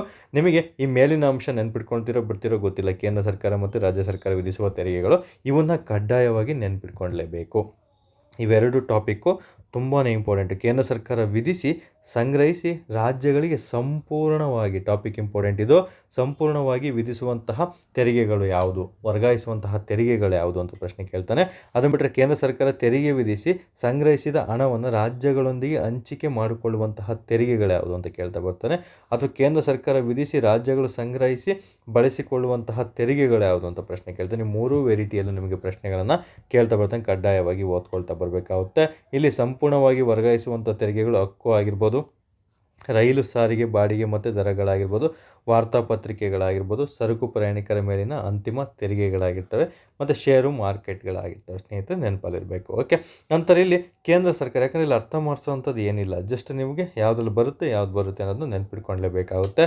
ಇಲ್ಲಿ ಕೇಂದ್ರ ಸರ್ಕಾರ ತೆರಿಗೆ ವಿಧಿಸಿ ಸಂಗ್ರಹಿಸಿದ ಹಣವನ್ನು ರಾಜ್ಯಗಳೊಂದಿಗೆ ಹಂಚಿಕೆ ಮಾಡಿಕೊಳ್ಳುವಂತಹ ತೆರಿಗೆಗಳು ತುಂಬಾ ಇಂಪಾರ್ಟೆಂಟ್. ಯಾಕಂದರೆ ಇಲ್ಲಿ ಕೇಂದ್ರ ಸರ್ಕಾರ ತೆರಿಗೆಯನ್ನು ವಿಧಿಸುತ್ತದೆ, ಅಲ್ಲಿ ಸಂಗ್ರಹಿಸಿದಂಥ ಹಣವನ್ನು ರಾಜ್ಯಗಳಿಗೆ ಹಂಚಿಕೆ ಮಾಡುತ್ತೆ. ಈಗ ಕೇಂದ್ರ ಸರ್ಕಾರಕ್ಕೆ ಹೇಳಿರುತ್ತೆ, ಈಗ ನಿಮ್ಮ ರಾಜ್ಯಕ್ಕೆ ಇಷ್ಟು ಪರ್ಸೆಂಟೇಜ್ ಕೊಡ್ತೀವಿ, ನಮಗೆ ಒಂದು 60% ಇಟ್ಕೊಂಡು ನಿಮಗೆ ಬಂದಿರೋದ್ರಲ್ಲಿ 40% ಕೊಡ್ತೀವಿ ಅಪ್ಪ ಅಂತ. ಈಗ ಫಾರ್ ಎಕ್ಸಾಂಪಲ್ ಆದಾಯ ತೆರಿಗೆ, ಅಬಕಾರಿ ಸುಂಕಗಳು, ಸೇವಾ ತೆರಿಗೆ, ಕಂಪನಿಗಳ ಮೇಲೆ ಅಂದರೆ ಕಾರ್ಪೊರೇಟ್ ತೆರಿಗೆ, ಸೀಮಾ ಸುಂಕಗಳು, ಕಸ್ಟಮ್ ಡ್ಯೂಟೀಸು, ನಮಗೆ ರಾಜ್ಯ ಸರ್ಕಾರ ಏನು ಅದನ್ನು ಕಲೆಕ್ಟ್ ಮಾಡ್ಕೊಳ್ತಾ ಇದೆ ಅಷ್ಟು ನಮಗೆ ಕೊಡಿ. ಓಕೆ, ತೆರಿಗೆ ವಿಧಿಸ್ತಾ ಇದ್ದೀವಿ, ಅದನ್ನು ನಿಮಗೆ ರಾಜ್ಯಗಳಿಗೂ ಸಹ ನಿಮ್ಮಿಂದ ಬಂದಿರುತ್ತಲ್ಲ ಆದಾಯ, ಅದ್ರ ಮೇಲೆ ಇಷ್ಟು ಪರ್ಸೆಂಟೇಜ್ ಅಂತ ಫಿಕ್ಸ್ ಮಾಡಿ ಅವರಿಗೆ ಕೊಡ್ತಾ ಬರ್ತಾರೆ. ಸ್ನೇಹಿತರೆ, ಇವು ತುಂಬಾ ಇಂಪಾರ್ಟೆಂಟ್. ಇದನ್ನು ಕೇಳ್ತಾನೋ ಬಿಡ್ತಾನೋ ಗೊತ್ತಿಲ್ಲ, ಇದಂತೂ 100% ಪ್ರಶ್ನೆ ಆಗುತ್ತೆ. ಕೇಂದ್ರ ಸರ್ಕಾರ ತೆರಿಗೆ ವಿಧಿಸಿ ಸಂಗ್ರಹಿಸಿದ ಹಣವನ್ನು ರಾಜ್ಯಗಳೊಂದಿಗೆ ಹಂಚಿಕೆ ಮಾಡಿಕೊಳ್ಳುವಂಥ ತೆರಿಗೆಗಳು ಯಾವುವು ಈ ಕೆಳಗಿನವುಗಳಲ್ಲಿ ಅಂತ ಕೇಳ್ತಾ ಬರ್ತಾನೆ, ನೆನಪಲ್ಲಿರಬೇಕು. ನಂತರ ಕೇಂದ್ರ ಸರ್ಕಾರ ವಿಧಿಸಿ ರಾಜ್ಯಗಳು ಸಂಗ್ರಹಿಸಿ ಬಳಸಿಕೊಳ್ಳುವಂತಹ ತೆರಿಗೆಗಳು ಯಾವುದು? ಓಕೆ, ಇದು ತುಂಬಾ ಇಂಪಾರ್ಟೆಂಟ್. ಸ್ಟ್ಯಾಂಪ್ ತೆರಿಗೆ ಆಗಿರ್ಬೋದು, ಆಲ್ಕೋಹಾಲು ಮತ್ತು ಔಷಧಿಗಳ ಮೇಲಿನ ಅಬಕಾರಿ ತೆರಿಗೆಗಳು ಸಹ ಇಲ್ಲಿ ಇಂಪಾರ್ಟೆಂಟ್ ಆಗಿರ್ತವೆ. ಸ್ನೇಹಿತರು, ಓಕೆ, ನೀವು ಇದನ್ನು ನೆನ್ಪಿಟ್ಕೊಳ್ತಿರೋ ಬಿಡ್ತೀರೋ ಅದ್ರ ಬಗ್ಗೆ ಏನು ವರಿ ಮಾಡ್ಕೋಬೇಡಿ, ಅಲ್ಲಿ ನಿಮಗೆ ಪ್ರಶ್ನೆ ಆಗೋಲ್ಲ. ಮೇಯ್ನ್ ಈ 3 ಟಾಪಿಕ್ಗಳನ್ನು ಕಡ್ಡಾಯವಾಗಿ ನೀವು ಓದ್ಕೊಳ್ಳಿ. ಅದರಲ್ಲೂ ಎಸ್ಪೆಷಲಿ ಈ ಟಾಪಿಕ್ಗೆ ನಿಮಗೆ ಕೇಳ್ತಾ ಬರ್ತಾನೆ, ಬಟ್ ಯಾವುದೇ ಕಾರಣಕ್ಕೆ ನೆಗ್ಲೆಕ್ಟ್ ಮಾಡಿಬಿಡಿ, ಇದನ್ನು ಕೇಳುವಂಥ ಚಾನ್ಸಸ್ ಇರುತ್ತೆ. ಹಾಗಾಗಿ ನಮಗೆ ಕೇಳುವಂಥದ್ದನ್ನು ಓದಿರಬೇಕು, ಅವಾಗ ಮಾತ್ರ ನಮಗೆ ಸಕ್ಸಸ್ ಆಗೋದಕ್ಕೆ ಸಾಧ್ಯ ಆಗ್ತದೆ. ಸ್ನೇಹಿತರೆ, ಪ್ಲಸ್ ಇಂಟು ಇಸ್ ಪ್ಲಸ್ಸೇ ಆಗುತ್ತೆ, ಮೈನಸ್ ಪ್ಲಸ್ಸೇ ಆಗುತ್ತೆ ಅಂತ ನಾವೆಲ್ಲ ಚಿಕ್ಕ ವಯಸ್ಸಲ್ಲಿ ಓದಿರ್ತೀವಿ SLCಲೆಲ್ಲ. ಹಾಗಾಗಿ ಎರಡೂ ಅಂಶಗಳು ಕಡ್ಡಾಯವಾಗಿ ನಾವು ಓದ್ಕೊಂಡಿರಲೇಬೇಕಾಗುತ್ತೆ. ಓಕೆ, ಇಷ್ಟು ಸಹ ಕೇಂದ್ರ ಸರ್ಕಾರ ವಿಧಿಸುವಂತಹ ತೆರಿಗೆಗಳಾಗಿರ್ತವೆ. ಓಕೆ, ಇಷ್ಟು ಅಂಶಗಳಾಯಿತು. ನೆಕ್ಸ್ಟ್ ನಿಮಗೆ ಹೇಳಿದ ಹಾಗೆ ಒಂದು GST ಬಗ್ಗೆ ಮಾಹಿತಿಯನ್ನು ತಿಳ್ಕೊಳ್ತಾ ಬರಬೇಕಾಗುತ್ತೆ. ತುಂಬಾ ಇಂಪಾರ್ಟೆಂಟ್ ಇದರಲ್ಲಿ GST ಮತ್ತು ತೆರಿಗೆಗಳಲ್ಲಿ ಕೆಲವೊಂದು ವಿಧಗಳು ಬರ್ತವೆ ಸ್ನೇಹಿತರೆ. ಏಕೆಂದರೆ ಪ್ರತ್ಯಕ್ಷ ಮತ್ತು ಪರೋಕ್ಷ ತೆರಿಗೆಗಳೇ ಬೇರೆ, ಅದ್ರ ಜೊತೆಗೆ ನಮಗೆ ಬೇರೆ ಬೇರೆ ರೀತಿ ತೆರಿಗೆಗಳು, ಗ್ರಾಸ್ ಟ್ಯಾಕ್ಸ್ ರೆವಿನ್ಯೂ ಅಂತೆಲ್ಲ ಬರ್ತವೆ, ನೆಟ್ ಟ್ಯಾಕ್ಸ್ ರೆವಿನ್ಯೂ ಅಂತೆಲ್ಲ ಬರ್ತವೆ, ಮತ್ತು ಹಲವಾರು ವಿಧಗಳು ಕಂಡುಬರ್ತವೆ. ಇಲ್ಲಿ ಕೆಲವೊಂದು ಫಿಸಿಕಲ್ ಪಾಲಿಸಿ ಅಂತ ಬರುತ್ತೆ, ಕೋಶೀಯ ನೀತಿ ಅಂದರೆ ಏನು ಅಂತ ಪ್ರಶ್ನೆ ಕೇಳ್ತಾ ಬರ್ತಾನೆ, ಮತ್ತು ಪಬ್ಲಿಕ್ ರೆಸಿಪ್ಟ್ಸು ಮತ್ತು ಇವೆಲ್ಲ ಬರ್ತವೆ. ಓಕೆ, ಅವೆಲ್ಲನ ಬಗ್ಗೆ ನಿಮ್ಗೆ ಮಾಹಿತಿಯನ್ನು ತಿಳಿಸ್ಕೊಡ್ತಾ ಇನ್ನೊಂದು ವೀಡಿಯೋದಲ್ಲಿ ತಿಳಿಸ್ಕೊಡ್ತಾ ಬರ್ತೀನಿ. ಸದ್ಯಕ್ಕೆ ಬೇಡ, ಇದರಲ್ಲೇ ಹೇಳಿದರೆ ನಿಮಗೆ ಕನ್ಫ್ಯೂಷನ್ ಆಗೋ ಚಾನ್ಸಸ್ ಇರುತ್ತೆ. ಯಾವುದೇ ಕಾರಣಕ್ಕೂ ನಿಮಗೆ ಕನ್ಫ್ಯೂಷನ್ ಆಗಬಾರ್ದು. ಆ ರೀತಿ ಪ್ರತಿಯೊಂದು ಅಂಶಗಳು ಸಹ ನಿಮಗೆ ಏನು ಹೇಳಬೇಕಂತ ಹೊರಟಿದ್ದೀನಿ ಎಲ್ಲನೂ ಸಹ ಮಾಹಿತಿಗಳನ್ನು ಒಂದೊಂದಾಗಿ ತಿಳಿಸ್ಕೊಡ್ತಾ ಬರ್ತೀನಿ ಸ್ನೇಹಿತರೆ. ಯಾಕಂದರೆ ಹಲವಾರು ಟ್ಯಾಕ್ಸಸ್ಗಳಿದೆ, ಹಲವಾರು ವಿಭಿನ್ನ ರೀತಿಯಲ್ಲಿ ಟ್ಯಾಕ್ಸಸ್ಗಳನ್ನು ಕೇಂದ್ರ ಆಗಿರ್ಬೋದು ರಾಜ್ಯ ಸರ್ಕಾರಗಳು ನೀಡ್ತಾ ಬರ್ತವೆ. ಮತ್ತು ಕ್ಯಾಪಿಟಲ್ ರೆಸಿಪ್ಟ್ಸ್ ಅಂತ ಬರ್ತವೆ, ಬಂಡವಾಳ ಸ್ವೀಕೃತಿಗೂ ಅಂತೆಲ್ಲ ಟಾಪಿಕ್ ಬರ್ತವೆ. ಅಲ್ಲಿ ನಿಮಗೆ ಎಕ್ಸಾಮಲ್ಲಿ ಇತ್ತೀಚಿನ ಎಕ್ಸಾಮಲ್ಲಿ ನೋಡಿ ಕ್ಯಾಪಿಟಲ್ ರೆಸಿಪ್ಟ್ ಮತ್ತು ಪೇಮೆಂಟ್ ರೆಸಿಪ್ಟ್ ಇಲ್ಲೇ ನಿಮಗೆ ಪ್ರಶ್ನೆಗಳನ್ನು ಕೇಳ್ತಾ ಬರ್ತಿದ್ದೆ. ನೆಕ್ಸ್ಟ್ ಲೆವೆಲ್ ಪ್ರಶ್ನೆಗಳಾಗಿರ್ತವೆಲ್ಲ, ಅವುಗಳ ಟಾಪಿಕ್ಕು ಸಹ ಇನ್ನೊಂದರಲ್ಲಿ ನಿಮಗೆ ತಿಳಿಸ್ಕೊಡ್ತಾ ಬರ್ತೀನಿ. ಮತ್ತು ಕ್ಲಾಸಿಫಿಕೇಷನ್ ಆಫ್ ಟ್ಯಾಕ್ಸೇಷನ್ ಅಂದರೆ ತೆರಿಗೆಯ ವರ್ಗೀಕರಣದ ಬಗ್ಗೆ ನಿಮಗೆ ತಿಳಿಸ್ಕೊಡ್ತಾ ಬರ್ತಾರೆ. ವರ್ಗೀಕರಣ ಅಂತ ಬಂದ ತಕ್ಷಣ ಹಲವಾರು ಒಂದು ಪ್ರಮಾಣಗುಣ ತೆರಿಗೆ ಆಗಿರ್ಬೋದು, ಪ್ರತಿಗಾಮಿ ತೆರಿಗೆ ಅಂದರೆ regressive taxation, progressive taxation, proportional taxation ಅಂತೆಲ್ಲ ಒಂದು ವಿಧಗಳು ಬರ್ತವೆ. ಅದನ್ನು ಸಹ ನಿಮಗೆ ಪ್ರಶ್ನೆಗಳನ್ನು ಕೇಳ್ತಾ ಬರ್ತೀನಿ. ಅದಕ್ಕೆ ಒಂದು ಸಪ್ರೇಟ್ ಟಾಪಿಕ್ ತೆರಿಗೆಯಲ್ಲಿ ಪಾರ್ಟ್ 2 ಟಾಪಿಕನ್ನು ನಿಮಗೆ ಮುಂದಿನ ದಿನಗಳಲ್ಲಿ ತಿಳಿಸ್ಕೊಡ್ತಾ ಬರ್ತೀನಿ. ಸದ್ಯಕ್ಕೆ ಈ ಪಾರ್ಟ್ 1ನಲ್ಲಿ ಇಷ್ಟು ಅಂಶಗಳನ್ನು ತಿಳ್ಕೊಂಡಿದ್ರೆ ಸಾಕಾಗಿರ್ತಾರೆ ಸ್ನೇಹಿತರೆ. ಓಕೆ, ಯಾರೆಲ್ಲ ವೀಡಿಯೋವನ್ನು ನೋಡ್ತಾ ಇದ್ದೀರಾ ದಯವಿಟ್ಟು ಇಷ್ಟ ಆಗಿದ್ರೆ ಲೈಕ್ ಮಾಡಿ, ಇದನ್ನು ನಿಮ್ಮ ಫ್ರೆಂಡ್ಸ್ಗಳಿಗೆ ಶೇರ್ ಮಾಡಿ, ಹಾಗೆ ಕಮೆಂಟನ್ನು ಮಾಡೋದನ್ನ ಮರಿಬೇಡಿ ಸ್ನೇಹಿತರೆ. ನಿಮ್ಮೊಂದು ಕಮೆಂಟ್ಸ್ ನಮ್ಮ ಮುಂದಿನ ವೀಡಿಯೋಗಳಿಗೆ ಒಂದು ಸ್ಫೂರ್ತಿ ಆಗಿರ್ತದೆ. ಎಲ್ಲರೂ ಸಹ ಕ್ಲಾಸ್ ಅಡ್ಜಸ್ಟ್ ಆಗ್ತಾ ಇದೆ, ಕ್ಲಾಸ್ ಚೆನ್ನಾಗಿ ಬರ್ತಾ ಇದೆ ಅಂತ ತುಂಬ ಜನ ರಿವ್ಯೂಸ್ ಕೊಡ್ತಾ ಇದ್ದೀರಾ. Thank you so much. ಎಲ್ಲರೂ ಸಹ ನಾನು ಚಿರಋಣಿಯಾಗಿರ್ತೀನಿ. ನಿಮ್ಮ ಒಂದು ಕರ್ತವ್ಯ ಬರೀ ಓದೋದಷ್ಟೇ ಆಗಿರುತ್ತೆ, ನನ್ನ ಕರ್ತವ್ಯ ನಿಮಗೆ ತಿಳಿಸ್ಕೊಡೋದಾಗುತ್ತೆ ಸ್ನೇಹಿತರೆ. ಎಷ್ಟಾಗುತ್ತೋ ಅಷ್ಟು ಮ್ಯಾಕ್ಸಿಮಮ್ ನಿಮಗೆ ಎಲ್ಲ ಎಕ್ಸಾಮ್ PCPSI ವಿಲೇಜ್ ಅಕೌಂಟೆಂಟ್ ಮುಗಿಯೋಷ್ಟೊತ್ತಿಗೆ ಎಲ್ಲ ಮಾಹಿತಿಗಳನ್ನು ತಿಳಿಸ್ಕೊಡ್ತಾ ಬರ್ತೀನಿ. ಅದಕ್ಕೆ ತಕ್ಕಂತೆ ನೀವು ಚೆನ್ನಾಗಿ ಓದ್ಕೊಳ್ತಾ ಬನ್ನಿ. ನೋಟಿಫಿಕೇಷನ್ ಇಲ್ಲ ಅಂತ ಗೊಂದಲ ಆಗಬೇಡಿ. ನೋಟಿಫಿಕೇಷನ್ ನಾಳೆ ಕರೆದ್ರೂ ಇನ್ನೊಂದು ತಿಂಗಳು 2 ತಿಂಗಳಲ್ಲಿ ಎಕ್ಸಾಮ್ ಕೊಟ್ಟರು ನಾನು ಪಾಸಾಗುವಂಥ ಕೆಪಾಸಿಟಿ ನನ್ನಲ್ಲಿ ಇದೆ ಅನ್ನೋದಾದರೆ ನೀವು ಚೆನ್ನಾಗಿ ಓದ್ಕೊಳ್ತಾ ಬರಬೇಕಾಗುತ್ತೆ ಈಗಿಂದ. ಆಗ ಗೊಂದಲ ಆಗೋದಕ್ಕಿಂತ ಈಗಲೇ ಸ್ವಲ್ಪ ಸೀರಿಯಸ್ನೆಸ್ಸಿಂದ ಓದ್ಕೊಳ್ತಾ ಬಂದರೆ ಸಕ್ಸಸ್ ಸಿಗುತ್ತೆ. ಯಾರೆಲ್ಲ ಇಂಥ ಸಮಯದಲ್ಲೂ ನೋಟಿಫಿಕೇಷನ್ ಎಲ್ಲ ಸಮಯದಲ್ಲೂ ಪ್ರತಿದಿನ ಲೈಬ್ರರಿಲಿ ಕೂತ್ಕೊಂಡು 6 ರಿಂದ 8 ತಾಸು ಅಥವಾ ಮನೆಯಲ್ಲೇ ಕೂತ್ಕೊಂಡು ಅಥವಾ ರೂಮಲ್ಲಿ ಕೂತ್ಕೊಂಡು 8 ರಿಂದ 10 ತಾಸು ಓದ್ತಾ ಇದ್ದರೆ ನೀವೆಲ್ಲ ಗ್ರೇಟು. ನೀವೆಲ್ಲ 100% ತಾಯಿ ಸರಸ್ವತಿ ನಿಮಗೆ ಒಲ್ದೇ ಹೊಳಿತಾರೆ, ತಾಯಿ ಚಾಮುಂಡೇಶ್ವರಿ ನಿಮಗೆ ಉದ್ಯೋಗವನ್ನು ಕೊಟ್ಟೇ ಕೊಡ್ತಾರೆ ಸ್ನೇಹಿತರೆ. ಎಲ್ಲರೂ ಸಹ ಒಳ್ಳೆಯದಾಗಲಿ ಅಂತ ಹೇಳ್ಬಿಟ್ಟು ಈ ಒಂದು ವಿಡಿಯೋವನ್ನು ಮುಗಿಸ್ತಾ ಇದ್ದೀನಿ. ಧನ್ಯವಾದಗಳು.